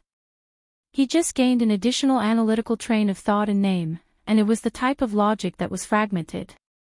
Also, when Luo Nan recalled the scene of the flying ship in his half-dream and half-awake state, he could not help but be a bit worried. It seemed that the artificially created object was about to reach its limit, and it had been suspended in the zone of limits for a long time. How long could it persist? He was unable to guess. He could only think like this: if it stayed there for a dozen years, a few decades, then it shouldn't be hard to persist for a period of time. Right? Luo Nan was destined to be unable to obtain an answer. He could only sigh and use his telepathic thoughts to turn the external neuron into a wisp of electricity. It penetrated the void barrier and returned to his brain. With the additional layers of space barriers, the signal link was disgracefully cut off. The download progress was interrupted, and it seemed to be rewound. Luo Nan had no choice. There was nothing he could do. Luo Nan adjusted his body with difficulty. The bathrobe on his body scraped against the armrest of his wheelchair, causing it to come off a bit, revealing his chest and abdomen. It was right between his chest and abdomen. It was hard to see with the naked eye, but if one touched it, one could feel a rather strange, deformed area. His skin was slightly protruding, and it did not have the feeling of his sternum and muscles. It was more like a tumor that had been embedded in it. This was the night-grade basic colonization biochemical reactor that had been implanted. In the past, the reaction furnace had only provided external cellular tissues for use in the electromagnetic muscle membrane structure. But at this moment, when Luo Nan's muscles and bones were hurting, a new and classic value was manifested. There was a light explosion. The simple electric discharge device installed at the corner of the warehouse blossomed with dazzling blue electric flames. It was as if it pierced through the air and went straight for Luo Nan. In fact, the external neuron had come into play at the right time. It became the most stable and efficient power transmission line. An unending stream of electricity was transmitted over. The electricity was transformed by an electromagnetic configuration to drive the operation of the biochemical reactor. Under the stimulation of energy, Luo Nan's multipotent stem cells, which had been sealed in the incubation chamber of the furnace for a long time, began to differentiate and proliferate. They quickly formed the various tissues and cells needed by Luo Nan's wounded body. At the same time, the biochemical reactor extended out countless tentacles. They touched every area of Luo Nan's wounded body at practically the same time. They followed the long-coupled rules of the body and soul framework of the body gear and the God gear to repair the subcutaneous tissues and various internal organs. In the end, they even directly reconstructed a main artery. Under the impact of the backlash, a nearly necrotic spinal nerve completely replaced the damaged nerve cells. The replacement waste was not wasted at all. It was directly absorbed into the biochemical reactor to be processed and reused. During this time, Luo Nan constantly extracted consumables from various storage boxes. He extracted various nutrients needed for the growth of human tissues from within. Actually, different elements required different processing and absorption methods. The formulas and processing techniques were all very particular. Unfortunately, there were no finished products on Earth. Luo Nan did not have the ability to perform fine processing for the time being. He could only make do with what he had. He did not care about wasting anything. And so, a top-notch neurosurgery operation was carried out silently under the clumsy logistical support. The entire process was complex and smooth. It was as if an experienced and highly skilled medical team or engineering team was stationed within Luo Nan's body.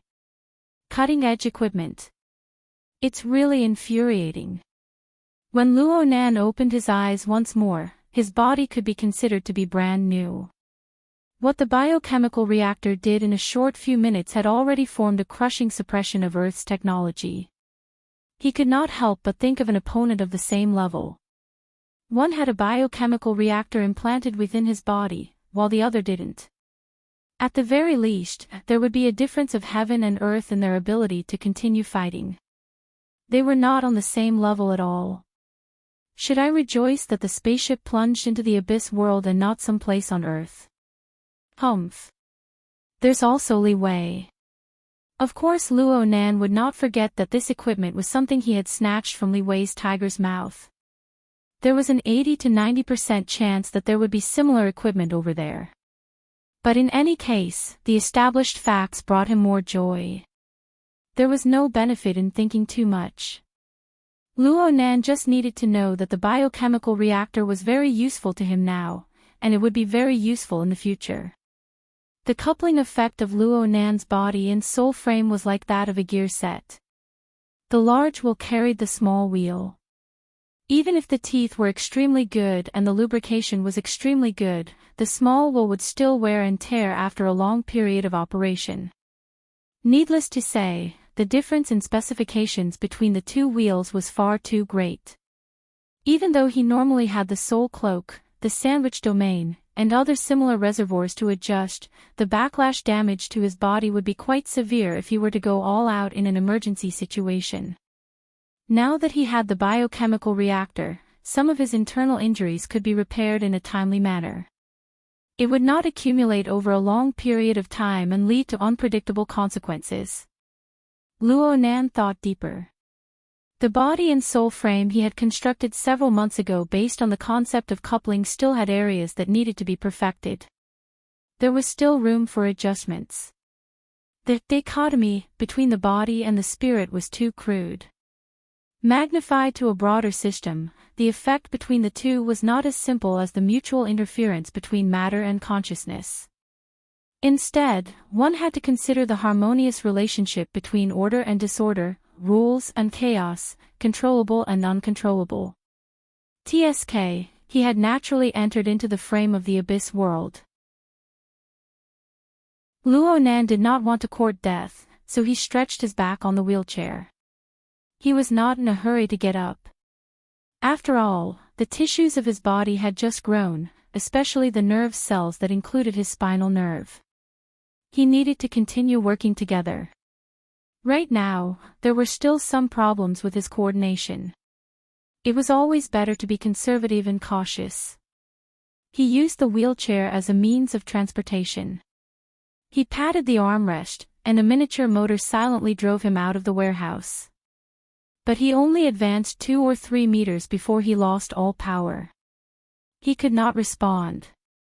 Oh my! My brain is screwed. Luo Nan had only cared about recovering from the injuries on his body. He had forgotten about the powerful electromagnetic field controlled by the electromagnetic configuration. It was directly harmful to electronic products. The precise spare parts in the warehouse were all protected by sealed anti-magnetic cases. He could ignore them.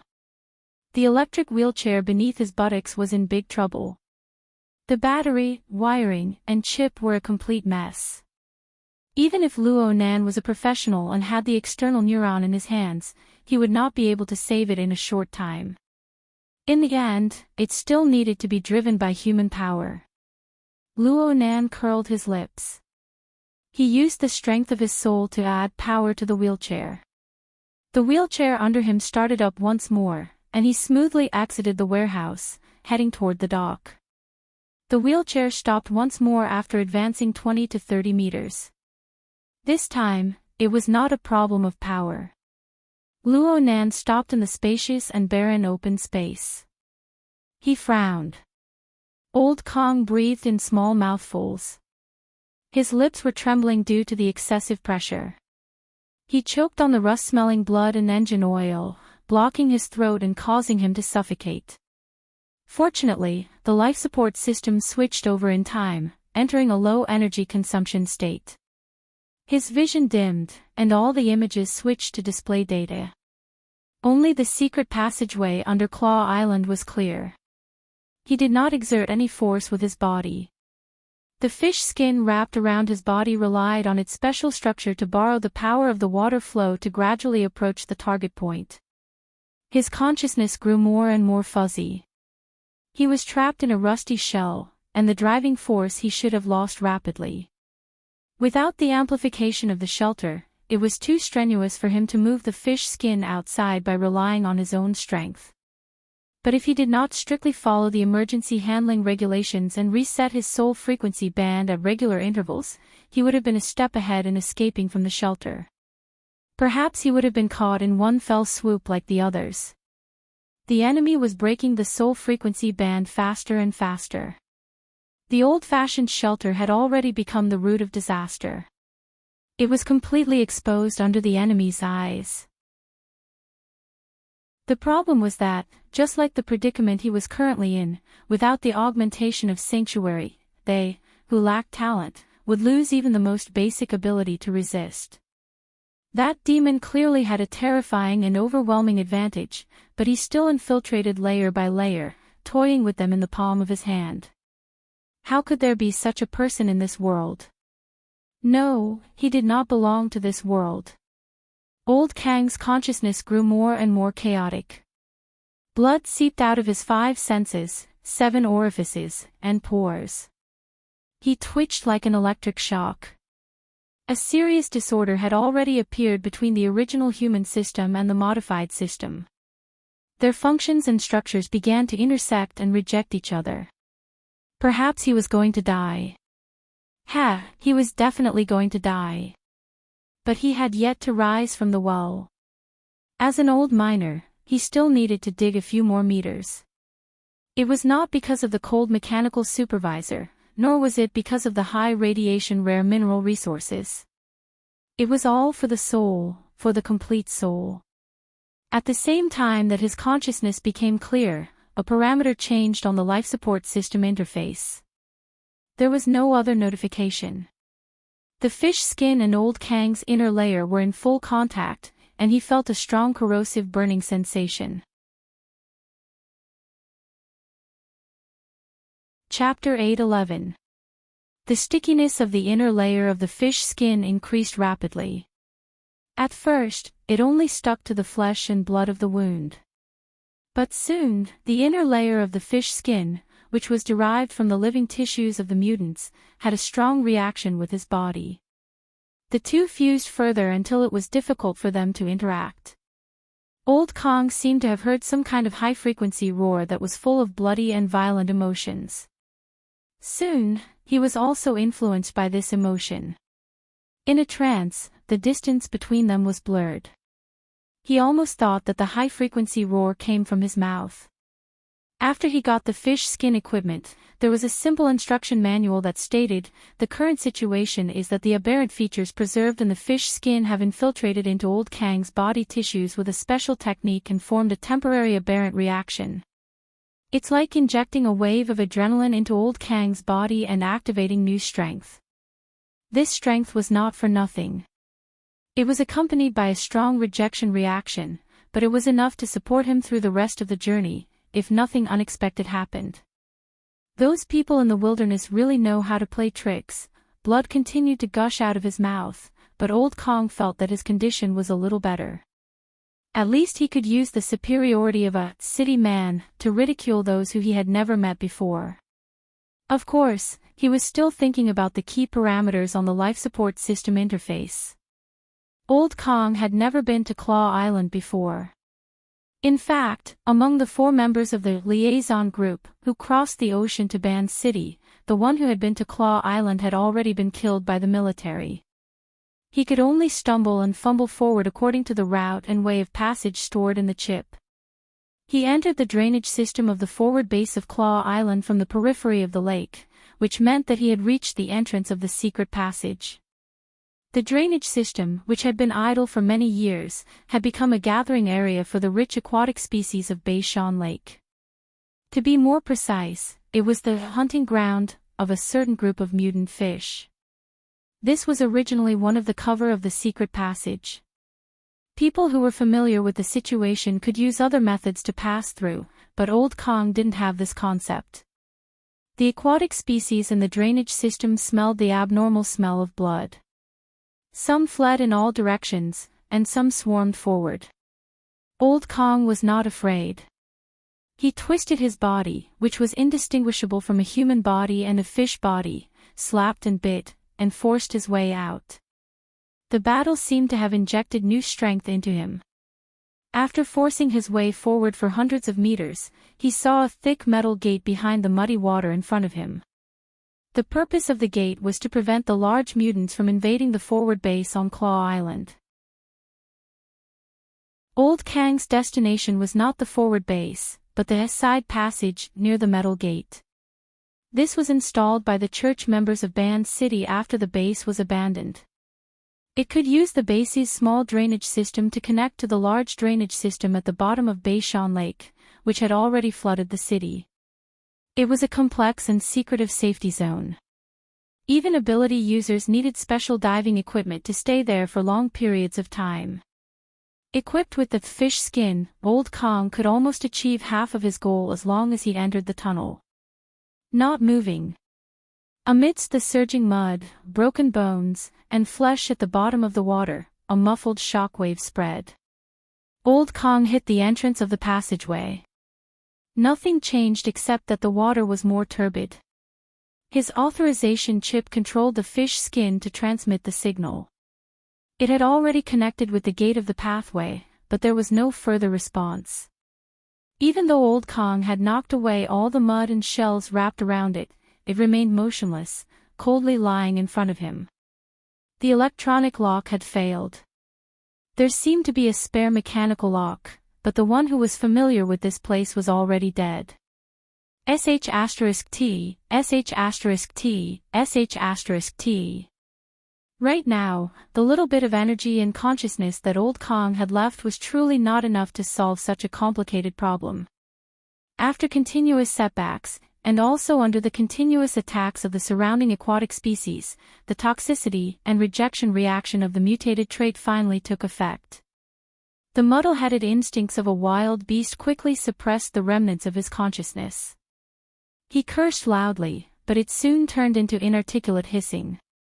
He was still fighting the school of mutated fish, occasionally releasing high-frequency sound waves. The fish skin had already deeply fused with him. At this moment, Old Kong was like a big fish that had swallowed poisonous bait, struggling at the bottom of the water. His consciousness became more and more hazy. In the end, there was only one thought left. Dig forward. Dig forward. No matter what, dig forward. He gradually stopped paying attention to the fish that were attacking and biting him. Again and again, he hit the entrance of the tunnel and the metal gate. In the muddy water, he kicked up mud after mud. He did not know fatigue or pain.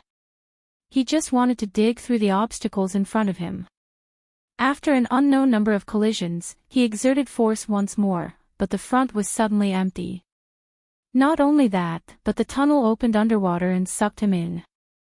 It sucked him into the water and flung him behind the metal gate. He passed.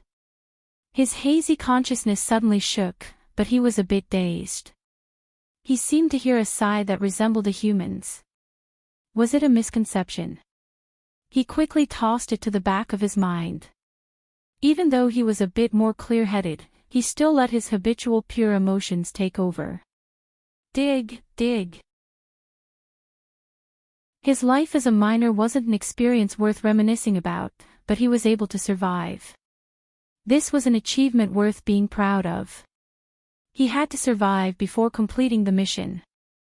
Just like this, Old Kong entered the deeper layers of the waterway. He entered the ink-stained pitch-black domain. "How dazzling," said Luo Nan, who had just returned to the dock. "Mr. Ian Lu turned her head. She couldn't see any dazzling light source in the pitch-black night. Even the lights on the yacht were quite reserved. Of course, Luo Nan had always been like this. God knows what sort of wonderful scenery he saw that ordinary people couldn't imagine. Luo Nan didn't explain, nor did he get on the boat. He just opened up a virtual work area on the dock. He opened up a topographic map of Band City and its surrounding areas. His fingertips started from the location of Claw Island.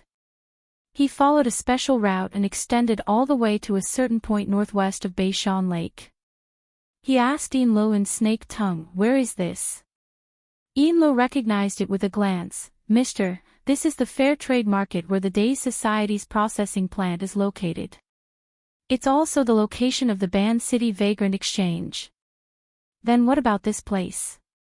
"Ha!" Enlo was stumped. "What's wrong?" Enlo couldn't help being astonished. "This is the Day Society's processing plant. Did something happen here?" Luo Nan raised his eyebrows and drew a circle around the surrounding area. "It shouldn't be a problem to get here in 2 hours, right?" "Right now." Enlo subconsciously looked at her wristwatch. It was currently 8:22 in the evening in Band City. It would be almost midnight by the time they arrived at the fair trade market. She was puzzled, but she still quickly guaranteed, "There's no problem." "Do we need to contact the Day Society to go to the processing plant?"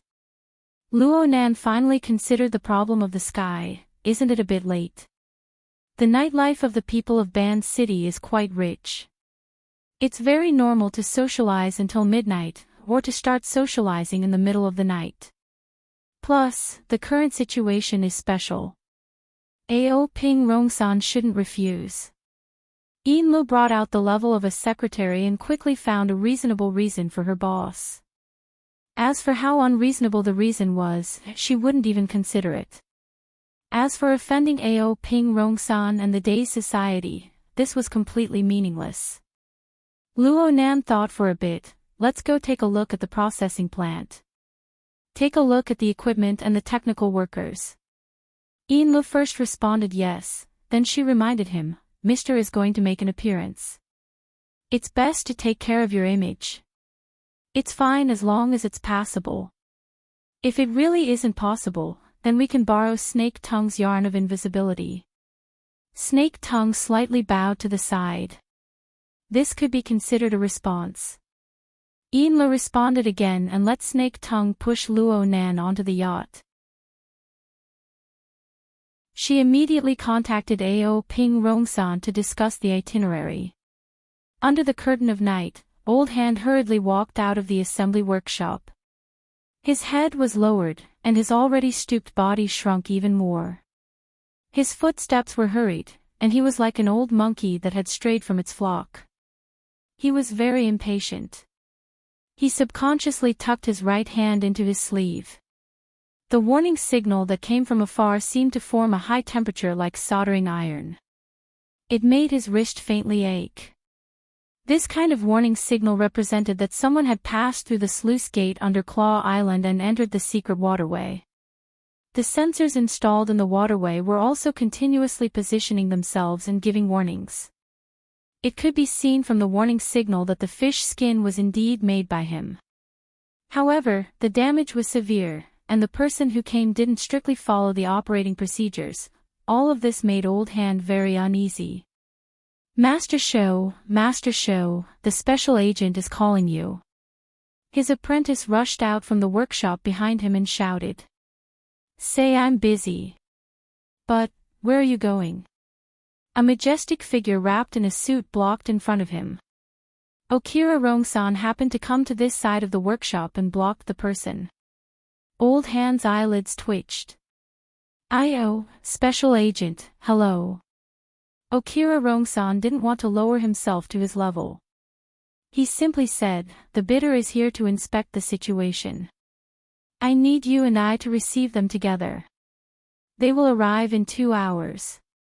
Old Hand blurted out, "Which idiot is coming at this time?" Okira Rongsan glanced at him coldly. For most people, this scar-faced man who used to be the charge leader had a ghost-like murderous aura. However, Old Hand stared back without showing any weakness.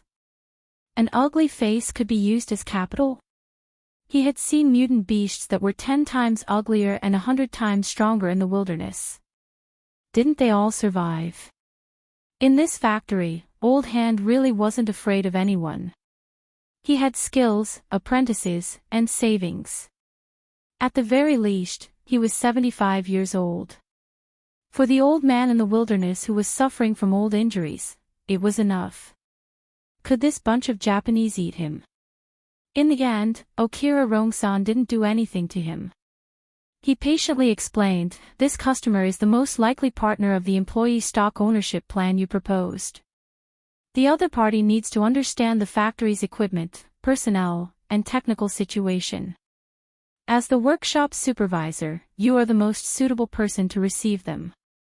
Holding shares was to let a group of old brothers and little kids have a foundation to settle down. However, now that danger had suddenly arisen, he didn't have the mood to socialize. Old Hand stiffened his old face and replied stiffly, "My stomach hurts.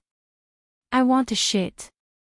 The Labor Protection Department has gastrointestinal medicine. You have 20 minutes to solve it."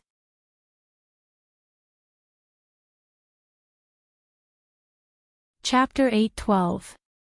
About an hour and a half later, Old Hand finally saw the legendary Big Idiot, oh no, the big customer. At this time, Old Hand's heart was already burning with anger. Damn it, it was said that the other side had arrived early. Making people wait for an hour and a half in the middle of the night, Old Hand thought that he was a very ostentatious person. But unexpectedly, only 2 people came down from the luxury yacht that sailed into the dock, and one was disabled. He was pushed down in a wheelchair. It was a man and a woman. The man sat in a wheelchair and looked relatively young, but his specific age couldn't be seen. The woman looked like a white-bone spirit secretary, and she had a professional and cold demeanor. But in the eyes of Old Hand, this woman was the kind of hypocritical slut. Intentionally or unintentionally, she kept an intimate distance from the man in the wheelchair, as if she was afraid that others wouldn't know. Okira Rongsan didn't have the cold look he had in the factory, and the lines on his ugly face softened a little. He brought the factory's management and went forward to welcome them. Old Hand followed behind the welcoming team with a straight face, listening to those people's greetings. The man in the wheelchair didn't say much. He only said that his surname was Mo, and it was mainly the female secretary whose surname was Ian who spoke. Listening to their background, it seemed that they were also important figures of a certain order, but they weren't from Band City, but from D City, which was far away. This time, they came to Band City mainly to make some investments. It sounded quite reliable. After all, they were both in the Pacific Ocean, and the raw and semi-processed products of aquatic mutants on both sides had competition and complementation, so the market was still relatively popular. And the Castle Consortium that Secretary Ian mentioned had some brands under it. Even a relatively closed old guy like Old Hand had heard of it. It was a very powerful high-end sports brand, and it matched the main product line of the processing plant. Old Hand had to admit that if it was another time in a different situation, he would be very tempted. But now, the signal from the secret waterway of the old city was constantly approaching, and it made him upset. The speed of the other side was getting slower and slower, and it took a lot longer than expected. Was there a problem? If Old Hand was free now, he would definitely rush into the Beishan Lake to carefully investigate, or to provide support. How could he be like now, wasting time with these capitalists? Especially when he heard Ao Ping and Rongsan's suggestion to find a place to have a drink, that the veteran's lungs were about to explode. At this moment, the man in the wheelchair, who was only grunting in response, opened his mouth. "We're here tonight because we want to get the right impression of our investment target. I hope that the equipment and technical staff in the factory are in good condition. It's getting late now. Let's go to the factory and discuss on the spot." The other party's meaning was somewhat vague, but his will was very firm, so Ao Rongsan naturally would not refuse.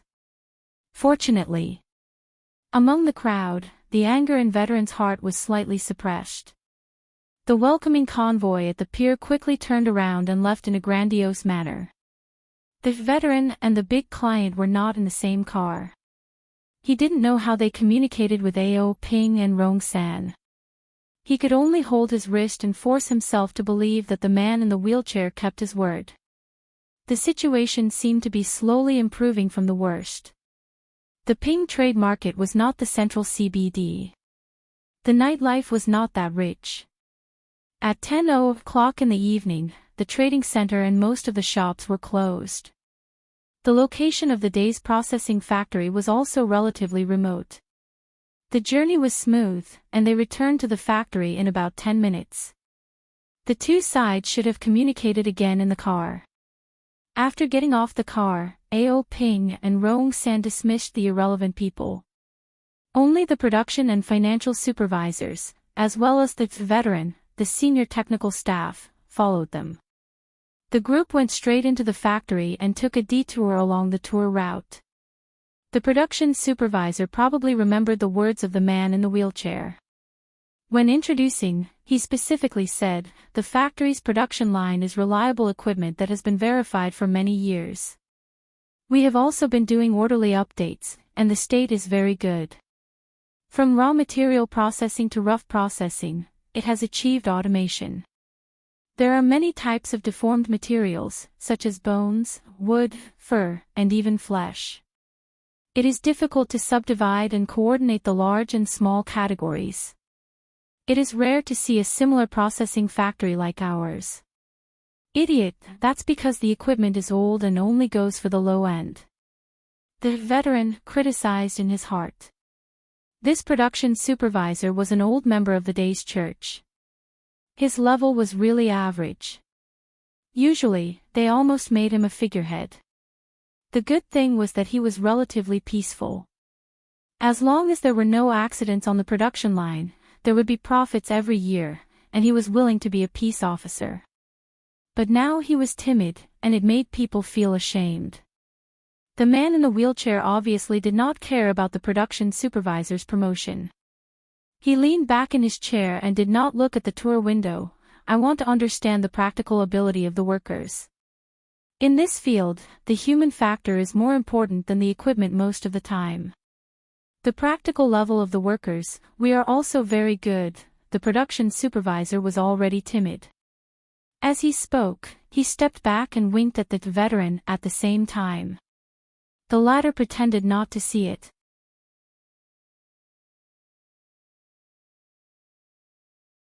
"Yes, it needs to be done in advance. But in the front, we can do some special refinement and nurture work. The formula technology related to the separation of special characteristics may still have room for improvement. Can you understand it?" The veteran's face became solemn, and he thought for a moment before saying, "The formula and craftsmanship are our livelihood.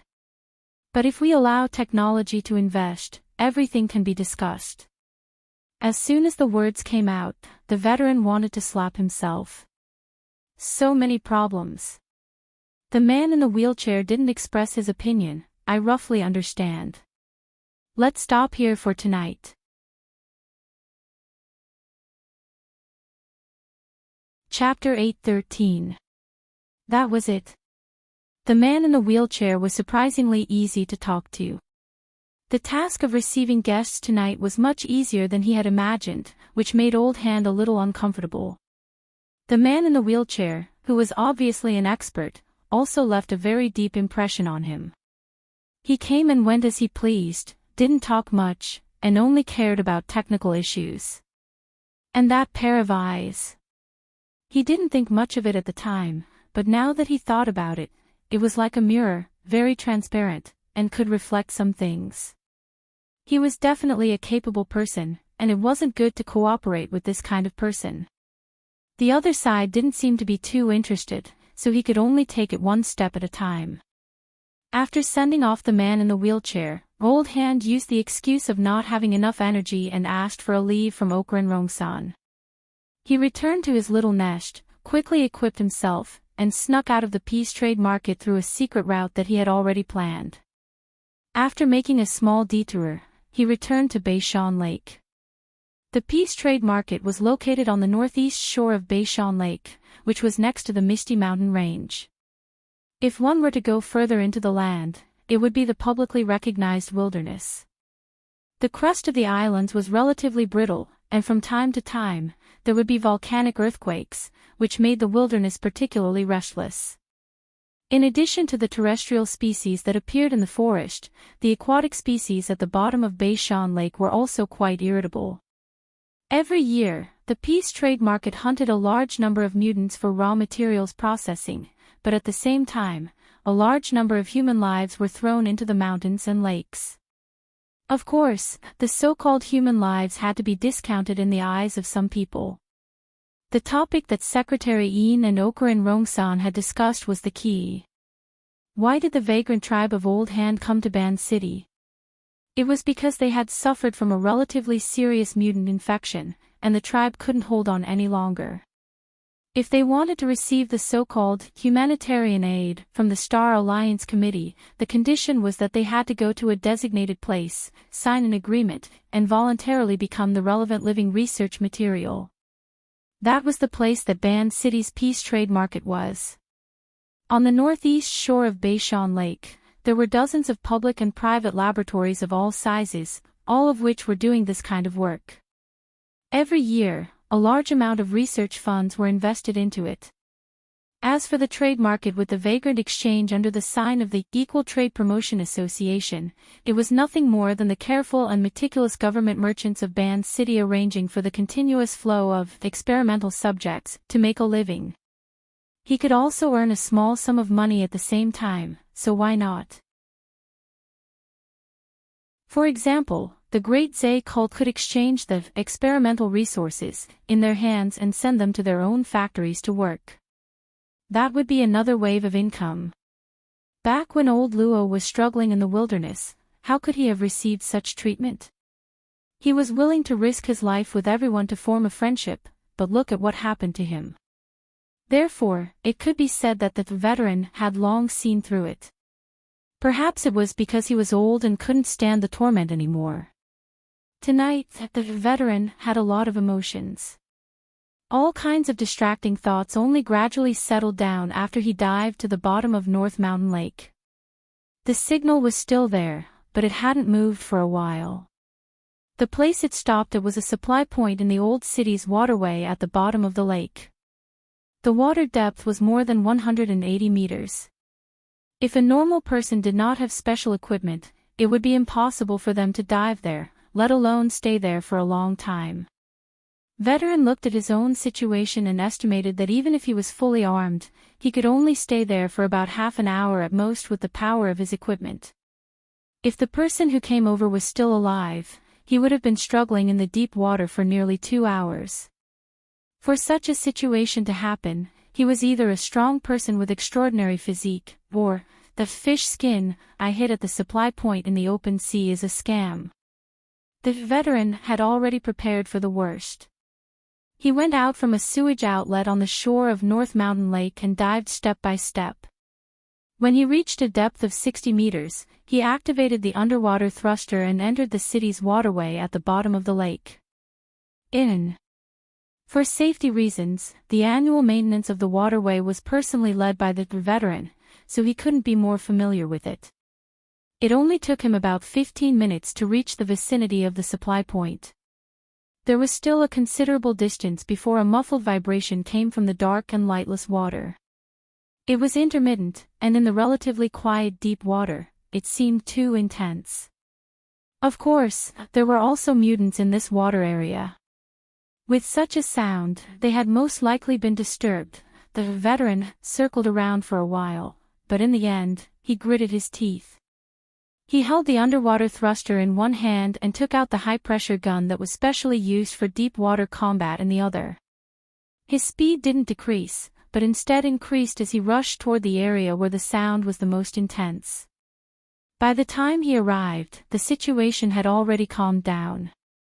The sound coming from this area was muffled, and it was mixed with some fragmented noises. The underwater camera that the veteran was wearing collected weak light, temperature difference, sound waves, and other information in the deep water area. It combined all of these to form a blurry circle of images. There was still a strip of the mutant octopus's meat hanging from the side of his mouth, making him look as ferocious as a ghost. However, the other party's reaction was unimaginably calm. He just slowly turned around and stayed in place, not reacting to the muzzle that was pointed at him. A glimmer of hope appeared in the veteran's heart. He also stopped, raised the muzzle, and maintained a safe distance. At the same time, he opened his own diving equipment's communication device. He caught the other party's signal and connected. A second later, the communication channel was formed. "Hello, can you hear me? Who are you?" "Ha, ha, ha." What came through the communication channel was only meaningless throaty sounds and panting, and occasionally one or two high-frequency screeches. There was no way to analyze it at all. The veteran's heart sank again. It was very obvious that activating the mutant trait within the fish skin and actively forming a mutant infection in order to obtain short-term power had already wiped out the other party's ability to speak. The veteran tried to send a text message, but there was also no response for a long time. This was normal.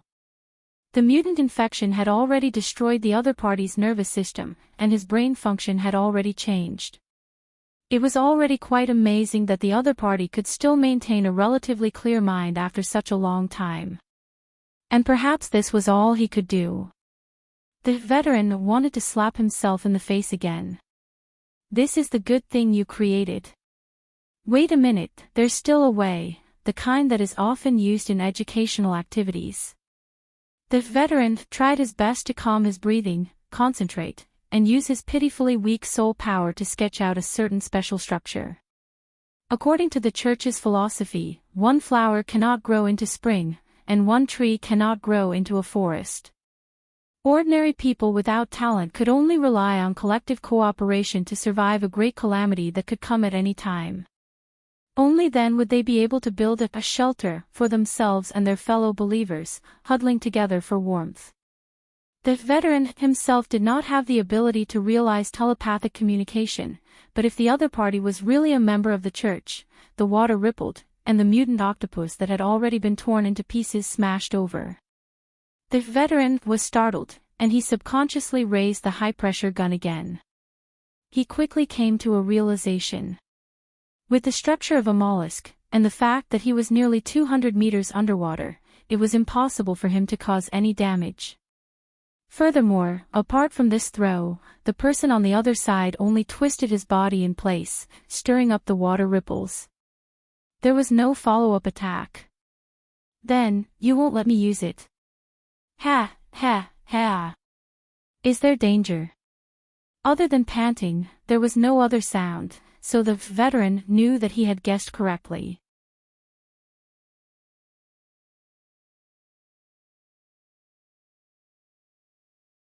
Chapter 8:14. The reason why veteran was called old was that he had reached the age of 80.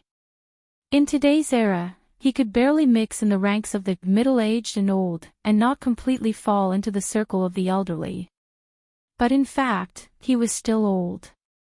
Not only did his energy and physical strength decline, but his memory and ability to accept new things had also become worse.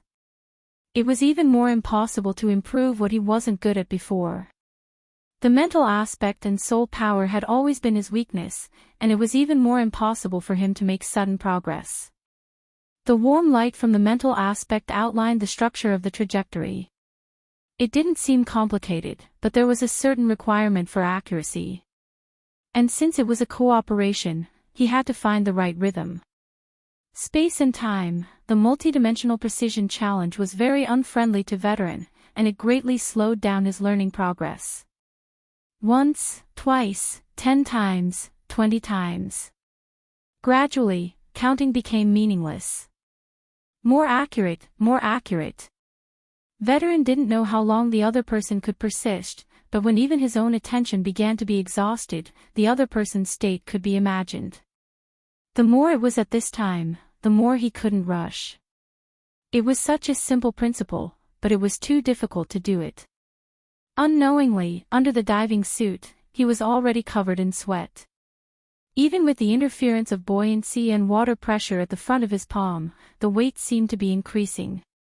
He knew that it was the weight of death. The situation was getting worse. After a series of failures, the light trajectory of the other person's demonstration also had problems. Even if the veteran, who was a semi-amateur, could tell that Meng Chao was right. The details were off, the structure was unstable, and the function was not formed. At first, there would be 1 or 2 problems in 10 attempts, then 3 or 4 times, and then half and half. Veteran really wanted to shout at the other person, if the F*King shelter can't be built, then it won't work. It's better to find a random god and worship it. Besides, isn't there a design? My ability to read pictures is top-notch. What's the point of doing this mysterious oral teaching? But all the emotions and distracting thoughts settled in front of the other person's seemingly endless demonstration over and over again. Veteran sighed and laughed. Fine, I'll accompany you until I die. I still have this bit of patience. If I can't learn it in the end, go over there and curse me. What he got in response was a breathless silence, another demonstration. But since he had spoken, the veteran had completely let go. He was no longer stubborn. Instead, he supported the person opposite him and searched for a more stable and comfortable position in the sunken building. He leaned against the mottled concrete wall and let his old bones recover. I'm not distracted. I'm just suffocating to death and need a breather. Old people don't use their muscles and bones as their strength. Being able to retract and release them freely is the best condition. Don't blame me. I've been a good teacher all these years, and I can't stop talking. The more I talk, the more spirited I become, and the more excited I become. Just don't let me disturb you. Come, let's continue. The boring study began again, and the mouth of the veteran never stopped. It was like a small wave on Beishan Lake, washing away or at least diluting the taste of despair inside and outside. Time ticked by. Well, you did pretty well this time. I was just a little bit off. Let's continue. You came to find me. Have we met before?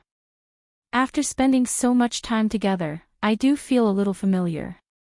You came to find me because you trust me, old show. Don't worry, I may not be as stubborn as you. I'm a little worse in terms of teaching and methods, but my mouth is tight, and I know the word benevolence and righteousness. This time, after learning it, I'll definitely find a trustworthy child to pass it on. Oh, just a little bit off again. Hey. Don't be distracted. Oh, you choked. Come, let me pat you. At least half of your bones have been replaced with steel. Speaking of which, you should be one of the people who came to preach before. I have some impression of you. Forget it, let's not stray from the topic. Let me tell you, there are a lot of good boys and girls in our group. They were all trained in the wilderness. Back then, I followed old Luo for a while, and they were also arrogant. York shelter, it's us. This doctrine is quite good, and we all like it. Who can we count on in the wilderness? It's ourselves, and the companions we can trust. With this shelter, the originally illusory things can be quantified, and the efficiency has increased. It's quite good. This is quite similar to what Little Boo said back then. She's a good girl, but good people don't live long. We believe you just because you preach. Do you really think you can spout lotus flowers? In the end, I still feel that it's kind and suitable. It's really suitable, you know. I also used the shelter's method to create a purification and tempering method. It's specially used to separate out the mutated characteristics and forge equipment. Here, it's the one you're wearing. It's good, right? It's just that the after effects are too great. Look at you, I'll have to think about how to improve it later. You can't be a guinea pig for nothing. Hee, I don't think I should say that. You must be cursing me in your heart. Scammer. The information traveled through the void, and the veteran instantly became speechless. It was also at this moment that a clicking sound came from the nothingness. It was as if the parts were riveted and the modules were connected. From top to bottom, from inside to outside, everything fit seamlessly.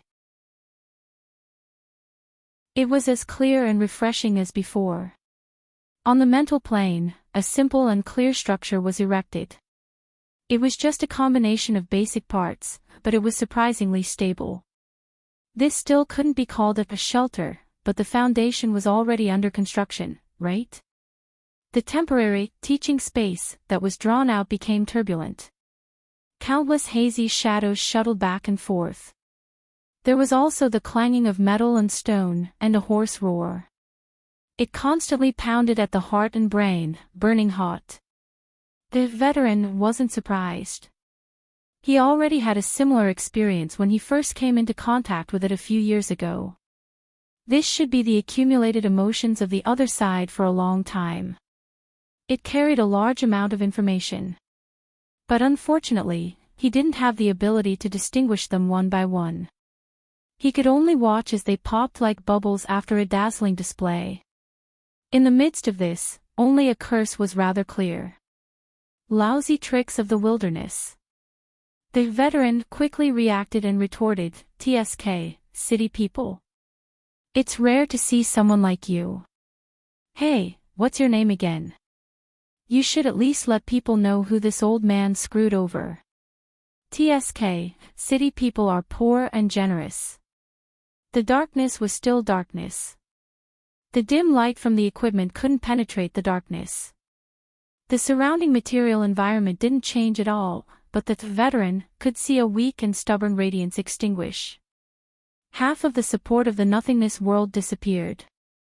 The foundation that had just been erected collapsed, collapsing without a trace. This old acquaintance, who he might have seen before, but he couldn't recognize, had died in the end.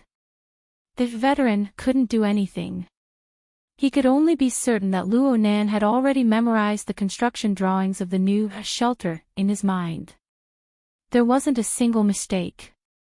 When the color of the sky brightened, Yinlu carried a tray of food and quietly arrived outside Luo Nan's bedroom. Snake Tongue was kneeling there in silence. Her posture was refined and steady. It was as if she could maintain this posture forever. She wouldn't feel any fatigue or slack off.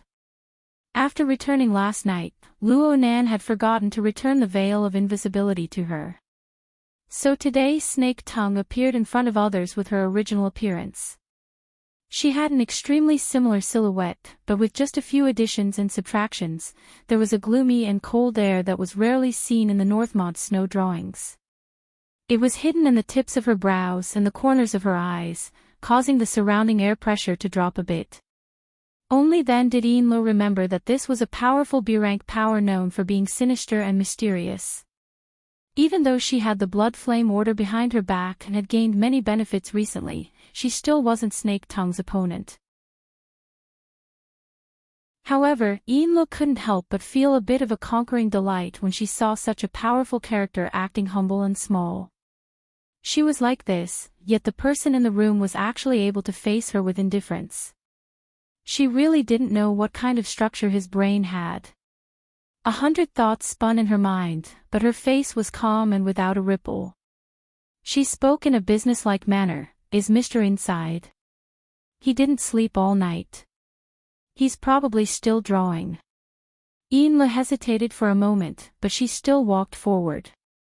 Snake Tongue opened the lattice wooden door at the right time and invited her inside.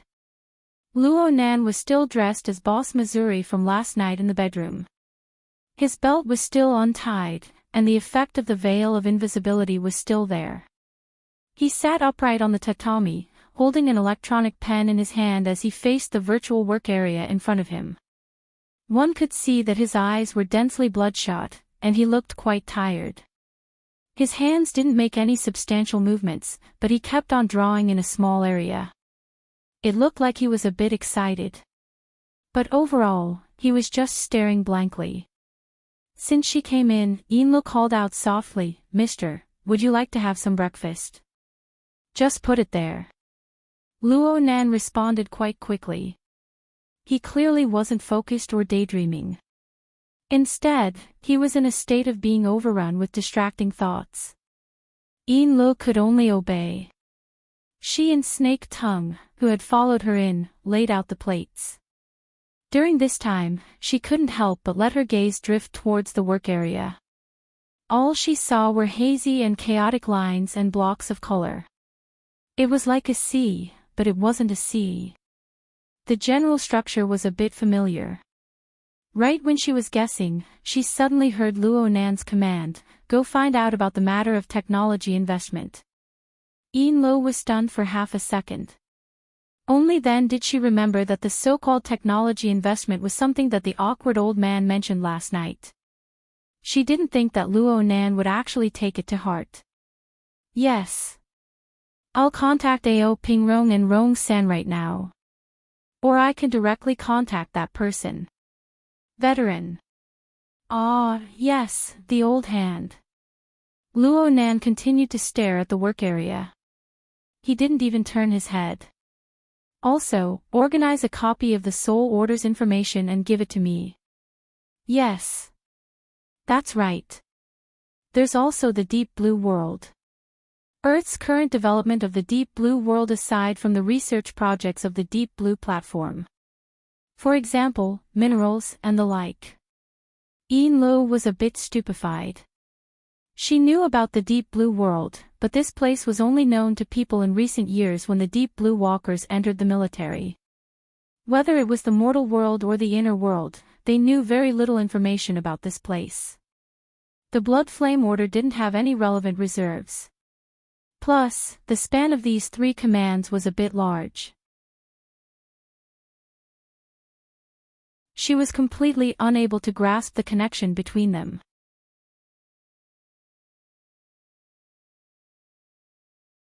Chapter 8:15. Yin Lo was unable to grasp Luo Nan's train of thought by relying purely on her imagination. She didn't dare to ask any more questions. Suppressing the doubts in her heart, she got up and prepared to do her work. But Luo Nan called out to her at this time, "Hold on. Help me take a look."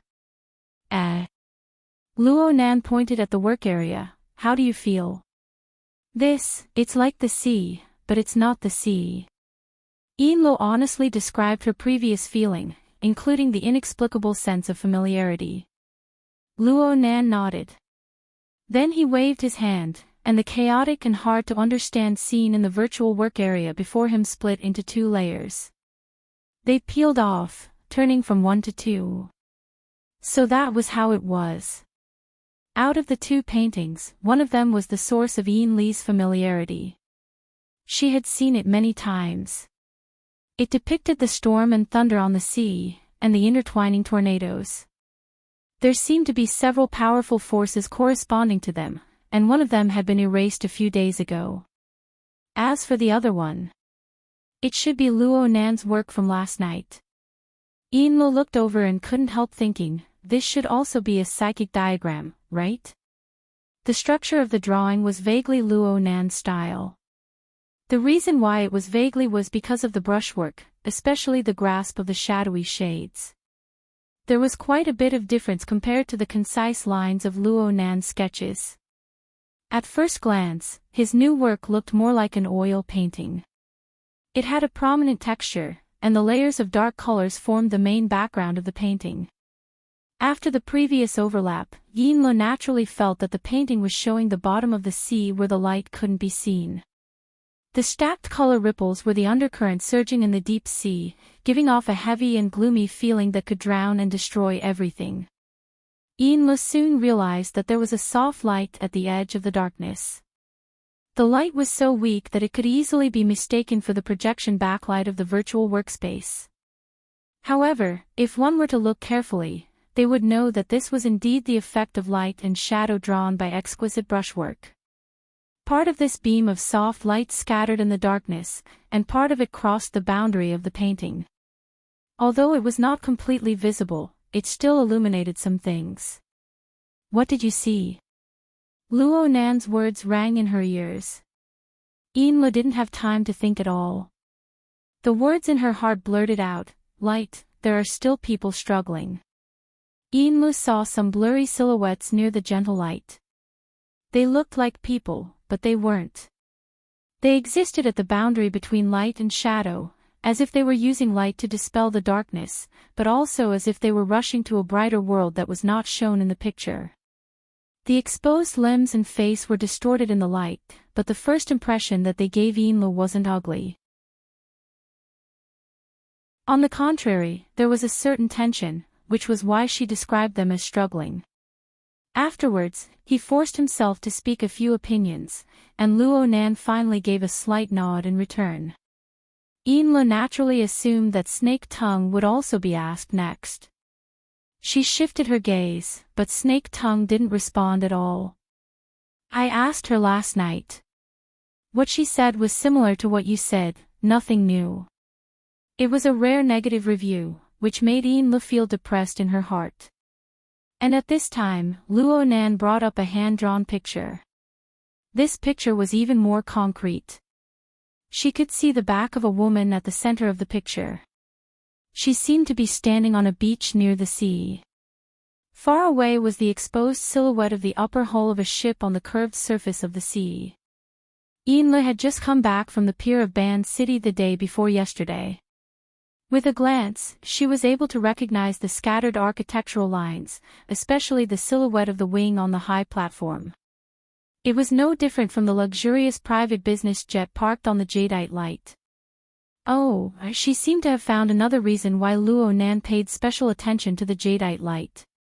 She heard Luo Nan murmur, "I didn't draw it wrong, but there are still links missing in the middle. Too many links are missing. I can't put them together. It's the same even if I add this." Enla immediately imitated Snake Tongue and lowered her head. This was definitely not a field she should meddle in. Reality proved that in certain fields, the method of gathering the masses for mutual benefit was unworkable. Enla and Snake Tongue withdrew one after the other, leaving Luo Nan alone. He quietly gazed at the three psychic pictures, watching them come together from time to time, piecing together a few seemingly right, yet actually wrong, fragmented illusions. Was he in too much of a hurry? Luo Nan rubbed the space between his eyebrows, allowing his swollen and aching eyes to ease a bit. Last night, the victim possessed an intense consciousness of a minor. The struggle of the final stages of his life had given Luo Nan quite a bit of inspiration. Luo Nan's telepathy followed the minor from beginning to end. At first, it was because the miner had wrapped himself in fish skin and was moving stealthily at the bottom of the lake. He was actually able to hide from Luo Nan's perception. If the hidden door to the sewage sewer hadn't been damaged and caused a commotion, Luo Nan would have been completely unaware.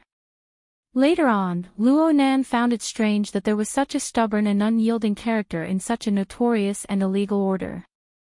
Then again, the source of the damage to the hidden door was Luo Nan. It was caused by the powerful electric field that destroyed the surrounding electronic equipment when he borrowed the help of the biological reactor to repair his cellular tissues. Under the effects of curiosity and guilt, Luo Nan gave the miner a hand.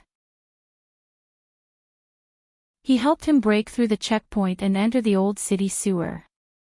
Originally, this matter was more or less settled.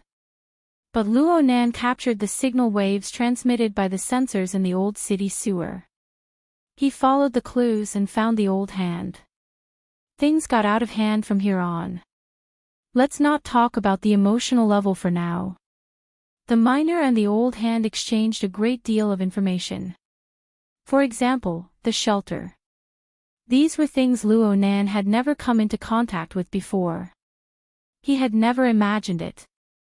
Looking at the shelter from a different angle, what was the difference between it and the Ring of Blood fortress that Luo Nan had single-handedly constructed? The Soul Order's missionary operation should have already been underway for a period of time. In other words, similar results already existed in this world before Luo Nan brought out this configuration technology from the virtual brain system. Such high-end technology hadn't even caused a ripple before. It was clearly abnormal. There was also the old hand, an old comrade who had once lived together with his grandfather and the others in the wilderness. This was truly a pleasant surprise. Why did Luo Nan come to Ban City? Aside from searching for Snake Tongue and designing a trap to deal with Gong Chi, the other reason was to find Wu Jun. He wanted to find and clarify the relationship between her, his grandfather, and his parents. He wanted to confirm relevant information about the Wilderness Laboratory. He hadn't found Wu Jun yet, but he had encountered a replacement who wasn't inferior in any way.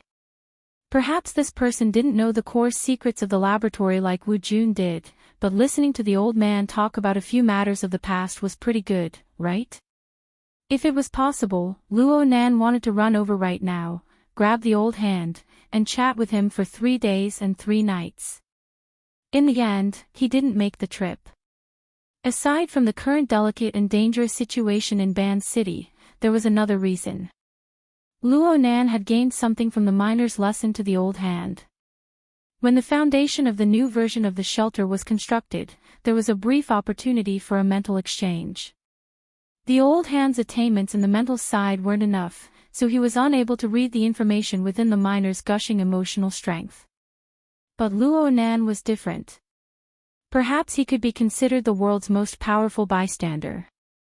It wasn't just in that instant. During the final 2 hours of the miner's life, the miner's hazy yet rich emotional thoughts were reflected in Luo Nan's mind. The destructive mutation infection was an incurable disease that Luo Nan had no way of treating.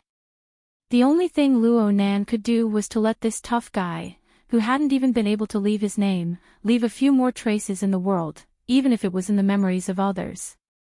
Right now, there was still the psychic diagram. Luo Nan's gaze stopped on the newest scene of the deep sea. Actually, whether it was Yin Lu or the earlier Snake Tongue, they were only talking about the part that could be seen. The soft light at the edge of the scene seemed to be a place of light in contrast to the darkness. But in the miner's memories, it was also a place where powerful radiation wreaked havoc. It was a deep-sea furnace that was doomsday-like. It was a place where countless souls struggled and screamed. Even though there was indeed the existence of hope within. But what was the more realistic situation? Luo Nan only had the miner's fragmented memories. They were scattered and shapeless. Therefore, he needed the support of other information. Therefore, he wanted to use the psychic diagram to forcefully surmount the barrier of knowledge and extract the most core answers. Reality proved that he was far too greedy.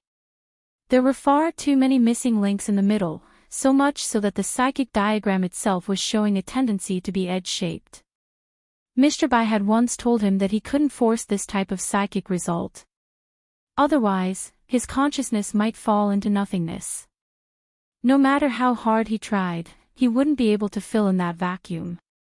Actually, he could fill in a bit more. Luo Nan always felt that there were still some things inside. They already existed, but they were hidden too deeply. Or perhaps the fragments were too severe. The order was completely disrupted. If he could capture a clue to order within the chaos. Luo Nan subconsciously put pen to paper on the virtual work area.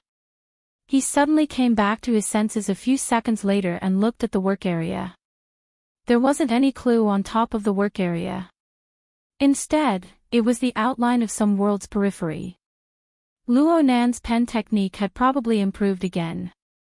A few strokes were already enough to form the appearance of an abyss.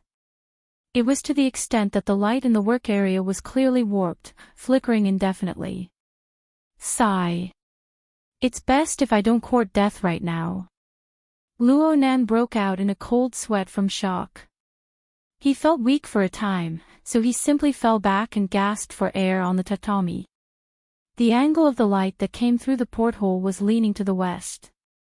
He had unwittingly stayed on the yacht for nearly a day. Things were clearly progressing, but what was with this feeling of not making any progress?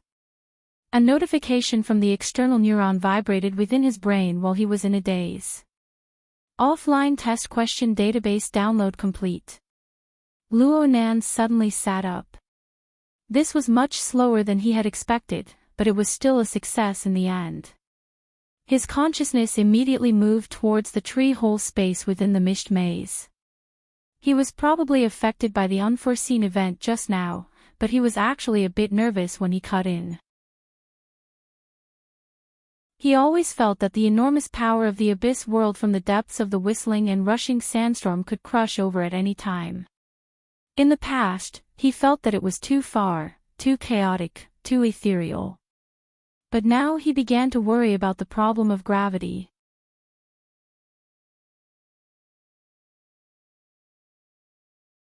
Chapter 8:16. Luo Nan's consciousness entered the virtual brain interface once more. 2 days and 1 night of downloading did not bring about too obvious of a change. There was only a new notification pop-up waiting there, covering the information refresh window. The notification said, "Offline test question database download complete." It seriously lacked a sense of ceremony. Luo Nan was affected by this and was worried about the gravitational problem of the abyss world. He didn't have any special feelings. He directly chose to confirm. The notification pop-up disappeared and the information refresh window behind it appeared. New but familiar characters appeared, initiating verification procedure. Confirming activation of offline test procedure. Owner's genetic data has not been entered into the database. Results are being entered. Overall results fail. If he knew that he had to re-enter the questions, he would have taken advantage of these 2 days to do a few more sets of questions and increase his basic points. Luo Nan chuckled in his mind. Then he saw the follow-up information continue to roll. Additional question database data pulled out. Determining additional question difficulty as spacetime configuration Heaven Stairway Level 2. Selecting questions. Without any buffer, a clear change appeared in the virtual brain interface. The background of the deep starry sky began to expand. The central virtual brain galaxy seemed to come head-on. Millions and millions of stars shuttled and flowed, then scattered in all directions. It represented a process of drawing closer, enlarging, and focusing. The stars became sparse and felt even more distant. A deep void filled most of his field of vision. But soon, the surface was smeared with a relatively rich color. The main source was a large blazing fireball in the distance. Because the light emitted was too intense, it passed through the diffraction and refraction of certain interstellar matter, forming an enormous warped dynamic facula of light. It blurred the proper spherical shape. A portion of its elongated extension was like a spewing light whip and tongue of flame. It cut across a small portion of his field of vision. And so Luo Nan knew that he should have entered the range of a certain planetary system. He was able to observe the star's sun from a close distance. While he was still analyzing, his field of vision was completely out of his control. He avoided the powerful light of the star and turned in a different direction. A bit of green vaguely sprouted in the void of that position. It rapidly enlarged in the center of the interface. It had a relatively distinct curved boundary. It was clearly a rapidly expanding planet in his field of vision, and it was brimming with the aura of life. It's like playing a game or watching a movie. Luo Nan couldn't find the feeling of being tested for a time. But it was a bit lacking to say that he was immersed in the scene. The immersive effect was not as good as virtual reality, and his sensory perception lacked real feedback. He knew very well that he was still on the yacht, transmitting information through space and waiting for the test question to appear. While he was pondering and studying, a series of data quickly popped up at the edge of the interface between the habitable planet and the void. The entire field of vision instantly turned into an information window similar to the cockpit. Visualized dynamic information was distributed in the field of vision in a complex and logically connected graphic pattern. From surface data to in-depth analysis indicators, everything was available. At least in Luo Nan's eyes, this was the case. A lot of the information was filled with symbols and units that he could not understand. They were profound and highly professional, beyond the scope of an intuitive translator like him. If it was a game, the newbie guide was really terrible, but this was a test, the kind that did not bode well. Luo Nan's scalp was a bit swollen. He was afraid that he would miss out on some important information. He opened his eyes wide and read the decipherable information of the memory information interface in one gulp. And during this process, his field of vision plunged into the atmosphere of the green planet in front of him. The feeling of a game or a movie came again. The image of the planet rotated at an unrealistic high speed, forming a fast-forward effect. At the same time, even more complex information, data, and corresponding analysis diagrams were flung out to the edge of his field of vision. Luo Nan couldn't keep watching. Luo Nan waited for the planet's rotation speed to return to normal with great difficulty. Just as he was about to catch his breath and reorganize the structure of information, his passive field of vision was instantly filled with a dynamic image of an explosion. It really was an explosion. What Luo Nan saw right now was a desperate battlefield. Successive explosions of intense light and raging flames tore apart the primordial greenery and burned half the sky red. Flying targets were shot down every second, and buildings on the ground were destroyed at the same time. Fatal flashes of light and impact crisscrossed between the sky and the ground. Though there was no sound input and it was like a pantomime, this was a war. And at this time, a mission window popped up in an eye-catching position on the cockpit management interface. Compared to the specialized interface that caused people to shrink back, the mission description was quite clear, a high-resolution satellite image locked onto the core region where the flames of war swirled. There was a large base called XX Relay Station. According to the introduction, the complex of buildings on the ground was only a small portion of the base. More facilities were still underground, and the core area was hidden in a special spacetime structure that was similar to a demiplane or a space vault. Luo Nan was able to understand this even though he guessed it. There were many introductions inside that touched upon more specialized domains. Luo Nan didn't understand half of it. The majority of the information he didn't understand was skipped. All in all, this base was extremely important. It possessed extremely high strategic value. Whether it was a movie, a game, or a test, all of this was necessary. It didn't hinder the understanding of the questions. Luo Nan carefully studied the key descriptions. The general meaning of the mission panel was this was an important base sandwiched between 3 layers. The outermost layer was equipped with the XX defensive spacetime barrier. It served as a bunker against external enemies. It could be understood as some sort of enchantment. But right now, the enchantment was on the verge of collapse under the high intensity of the enemy's attacks. Luo Nan's test question was to take a step further in upgrading the defensive power of the relay station based on the situation of the battlefield and the enemy's strength. He didn't destroy the base's sandwiched 3-layer layout and retained the existing enchantment. The idea of the test was very clear. It was a test of Luo Nan's spacetime configuration design ability. This was a very appropriate test if the questions were examined correctly. Clearly, the Heaven Stairway level of questions were on a completely different level from general knowledge application questions. The practical requirements were extremely high. It was already very close to actual combat. Luo Nan also discovered during the examination of the questions. Other than the intuitive interface of the cockpit management interface, he could also pull up various design blueprints of the base if he needed them. Geological structure diagrams, construction diagrams, and even the core planar configuration design were all there. Luo Nan skimmed a few glances. There were also all sorts of changes to the infrastructure and the dynamic losses of war. Everything was there. It was simply excessive. It formed a complete historical chain from the beginning of the base's construction all the way until now. Wasn't this test question designed according to actual combat examples? Perhaps there really did exist such a large-scale base at a certain time in the universe. There was such a war. There was such a node that required the contributions of a certain configuration designer. A sense of history assaulted his senses.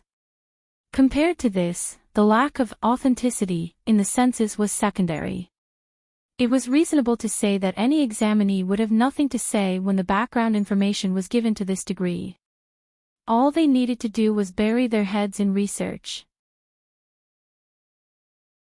But Luo Nan, who had examined the questions twice, looked at the various data and charts that continuously refreshed on the cockpit management interface. He wanted to close his eyes and let out a long sigh. Perhaps the gentleman or lady who designed the test question had thought of everything. The only thing they hadn't considered was that the examinee participating in the test simply didn't possess the corresponding professional knowledge or even cultural background. Even if they did, they would probably only be able to hang around in the general knowledge circle. It was impossible for them to touch upon the heaven stairway level of tests. Luo Nan was an exception. Once again, it was too professional. It was fine to just look at the basic layout and configuration design of the relay station. After all, Luo Nan had come into contact with a bit of a similar standard composition method in the virtual brain system. Combined with his solid foundational skills, he was able to delve into it with a vague understanding. He felt that he should know how to do it. It was just that he was unable to find a precise place to start in a short amount of time. But the problem was that the test question clearly stated that this test had to be viewed in conjunction with both sides of the offensive and defensive battle. Luo Nan was on the defensive side, and the external enemy occupied the offensive side. In other words, the enemy he needed to defend against. What the hell was that? There was a mist fortress that was as enormous as a mountain in the air. It was also an unfathomable mist fortress. Lightning interweaved within it as it expanded and contracted. Every time it flashed violently, it would spit out a swarm of bee-like monsters. Among them were air raiders that were similar to prehistoric pterosaurs. They spat exploding acid balls from their mouths. There were enormous rock monsters that were comparable to heavy cannons. They bombarded with death rays from dozens of kilometers away. There were beetle-like assault swarms that could burn parts of their bodies to forcefully break through boundaries and engage in close combat. And there was also the thing that extended out from the mist fortress. It was like a special tentacle. It was indistinct. It pierced through the ground and into the clouds. It could seize the base's facilities and energy at any time. It could even suck combat personnel dry. What was it? Actually, the test system had a label. Every time Luo Nan's attention was focused on an individual target, the cockpit interface would mark the target's basic information in the form of AR. However, Luo Nan was unable to understand the concise expression that was composed of professional symbols and measurement units. He looked over and over a few times, but he was only certain that these monsters seemed to be vassals of some fantasy breed. Could it be that it was all an illusion? Luo Nan understood. Luo Nan understood.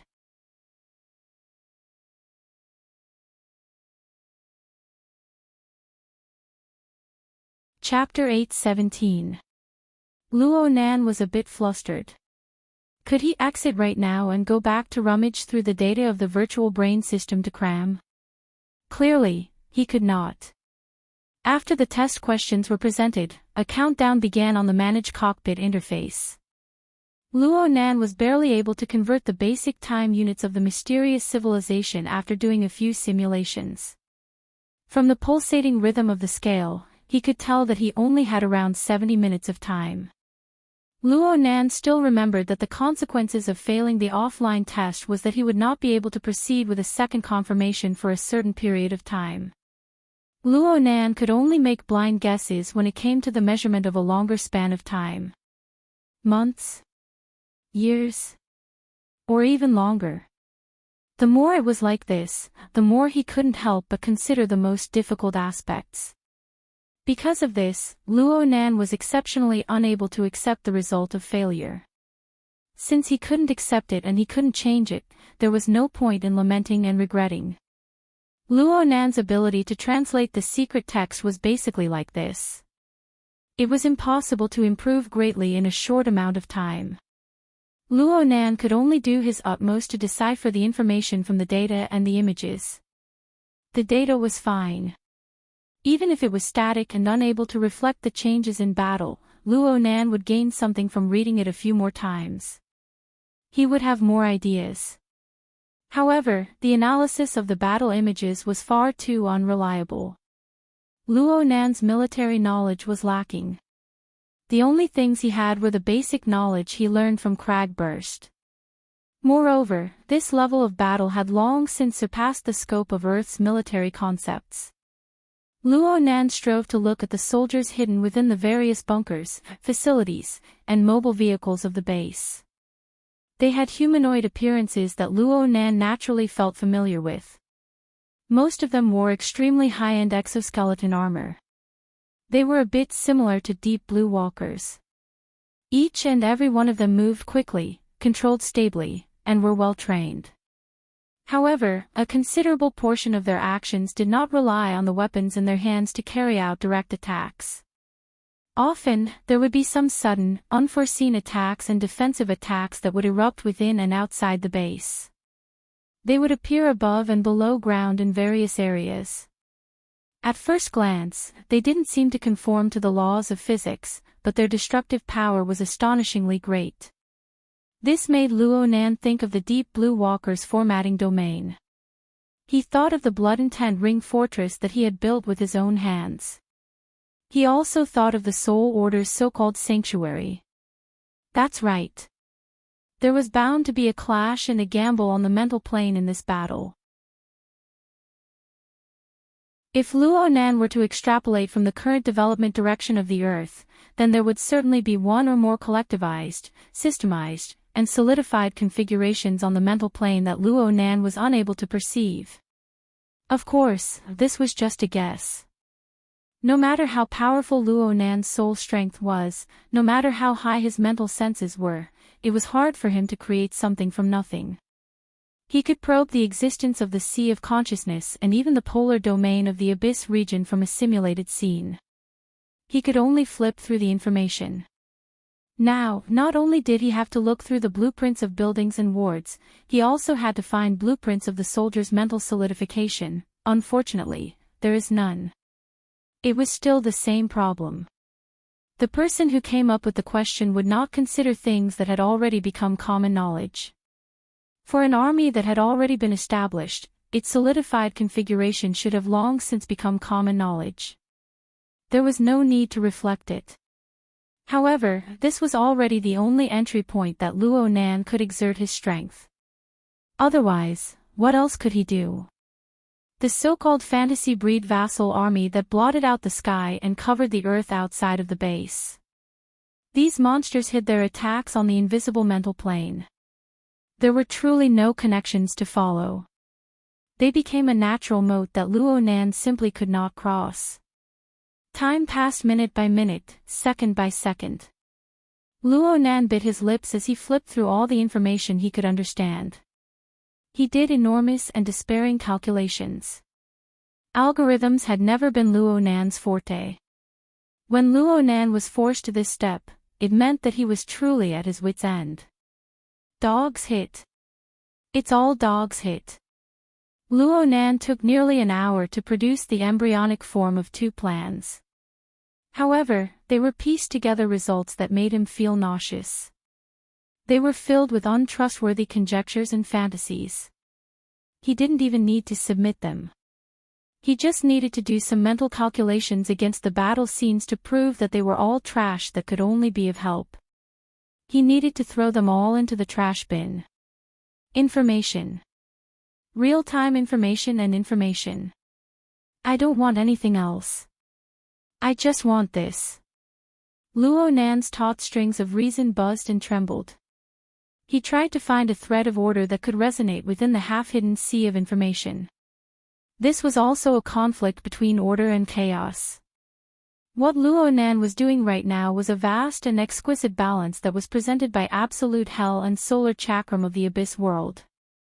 It was simply the distance between one end of the universe and the other. Wait a minute. Why did he suddenly think of that side? Luo Nan was distracted. His train of thought deviated for no reason. He was clearly struggling within the maelstrom of limited information and infinite chaos, but he inexplicably associated it with the abyss world. He associated it with the solar chakram and absolute hell, mutually conflicting and compromising structures.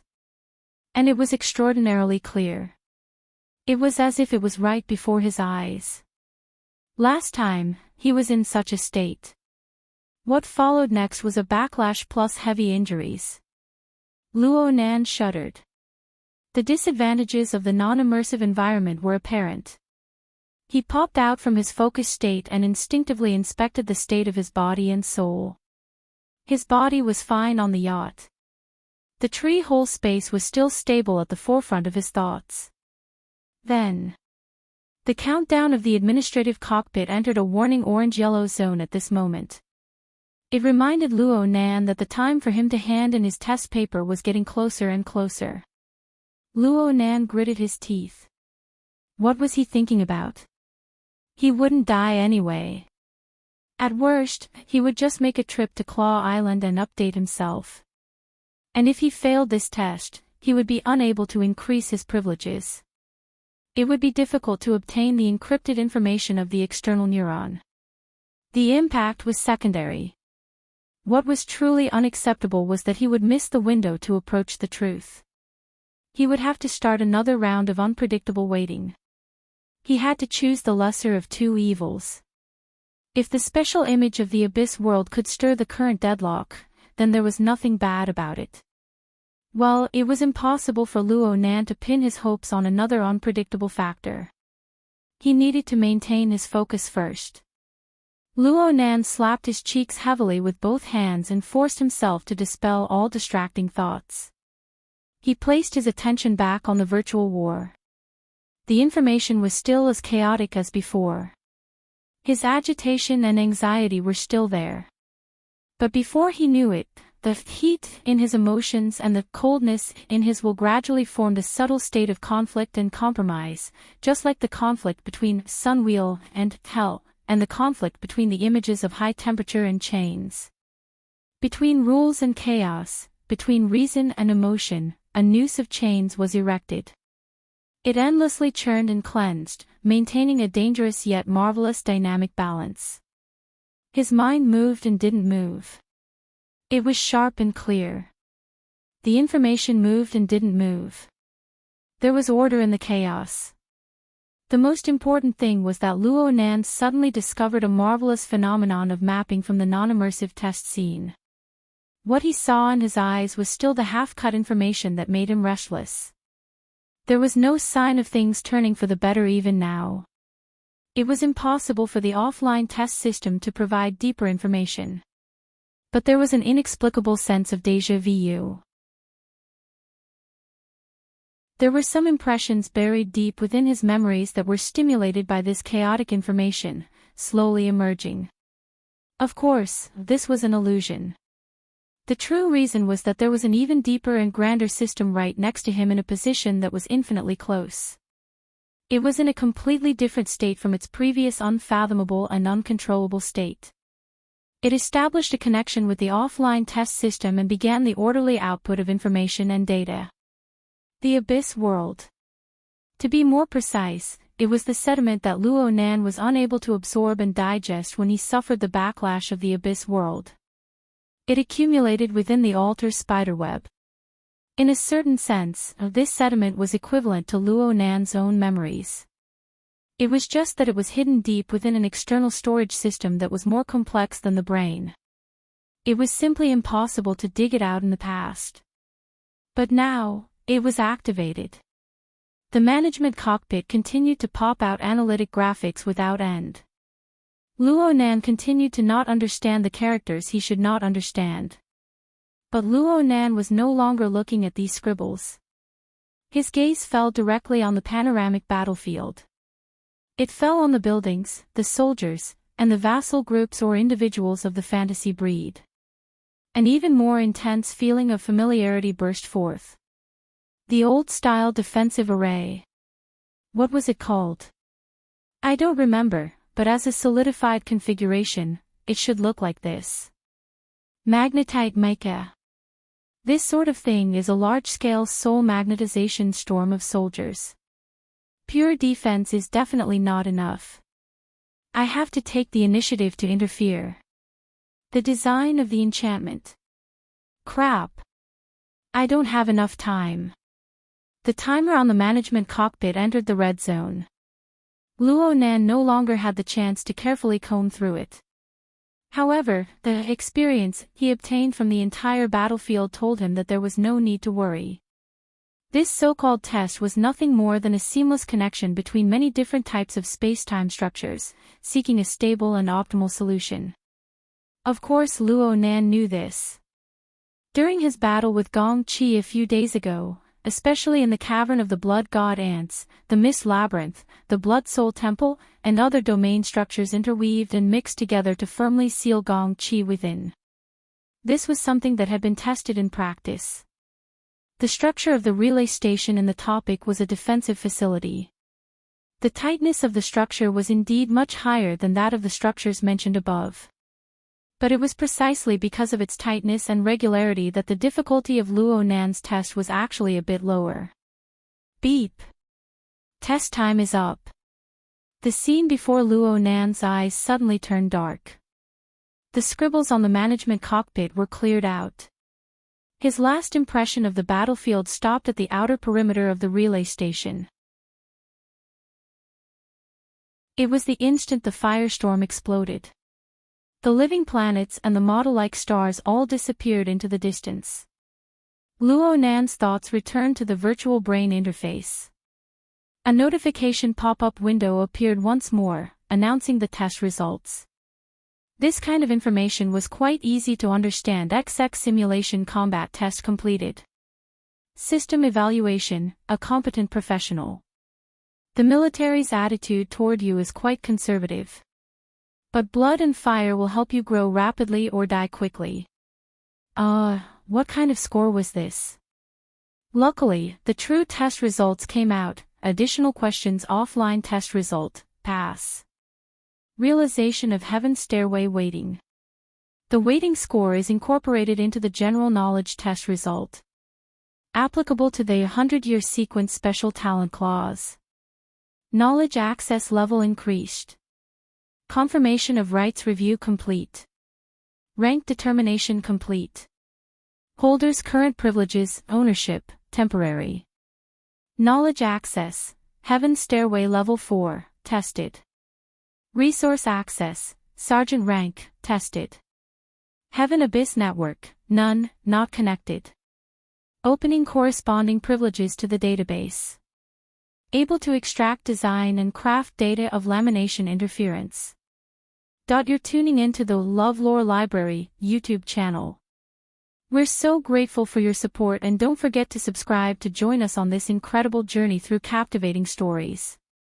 Your generosity through donations truly makes a world of difference, as it's the primary source of revenue that allows me to expand and enhance this channel for you. Thank you from the bottom of my heart for being a part of this adventure.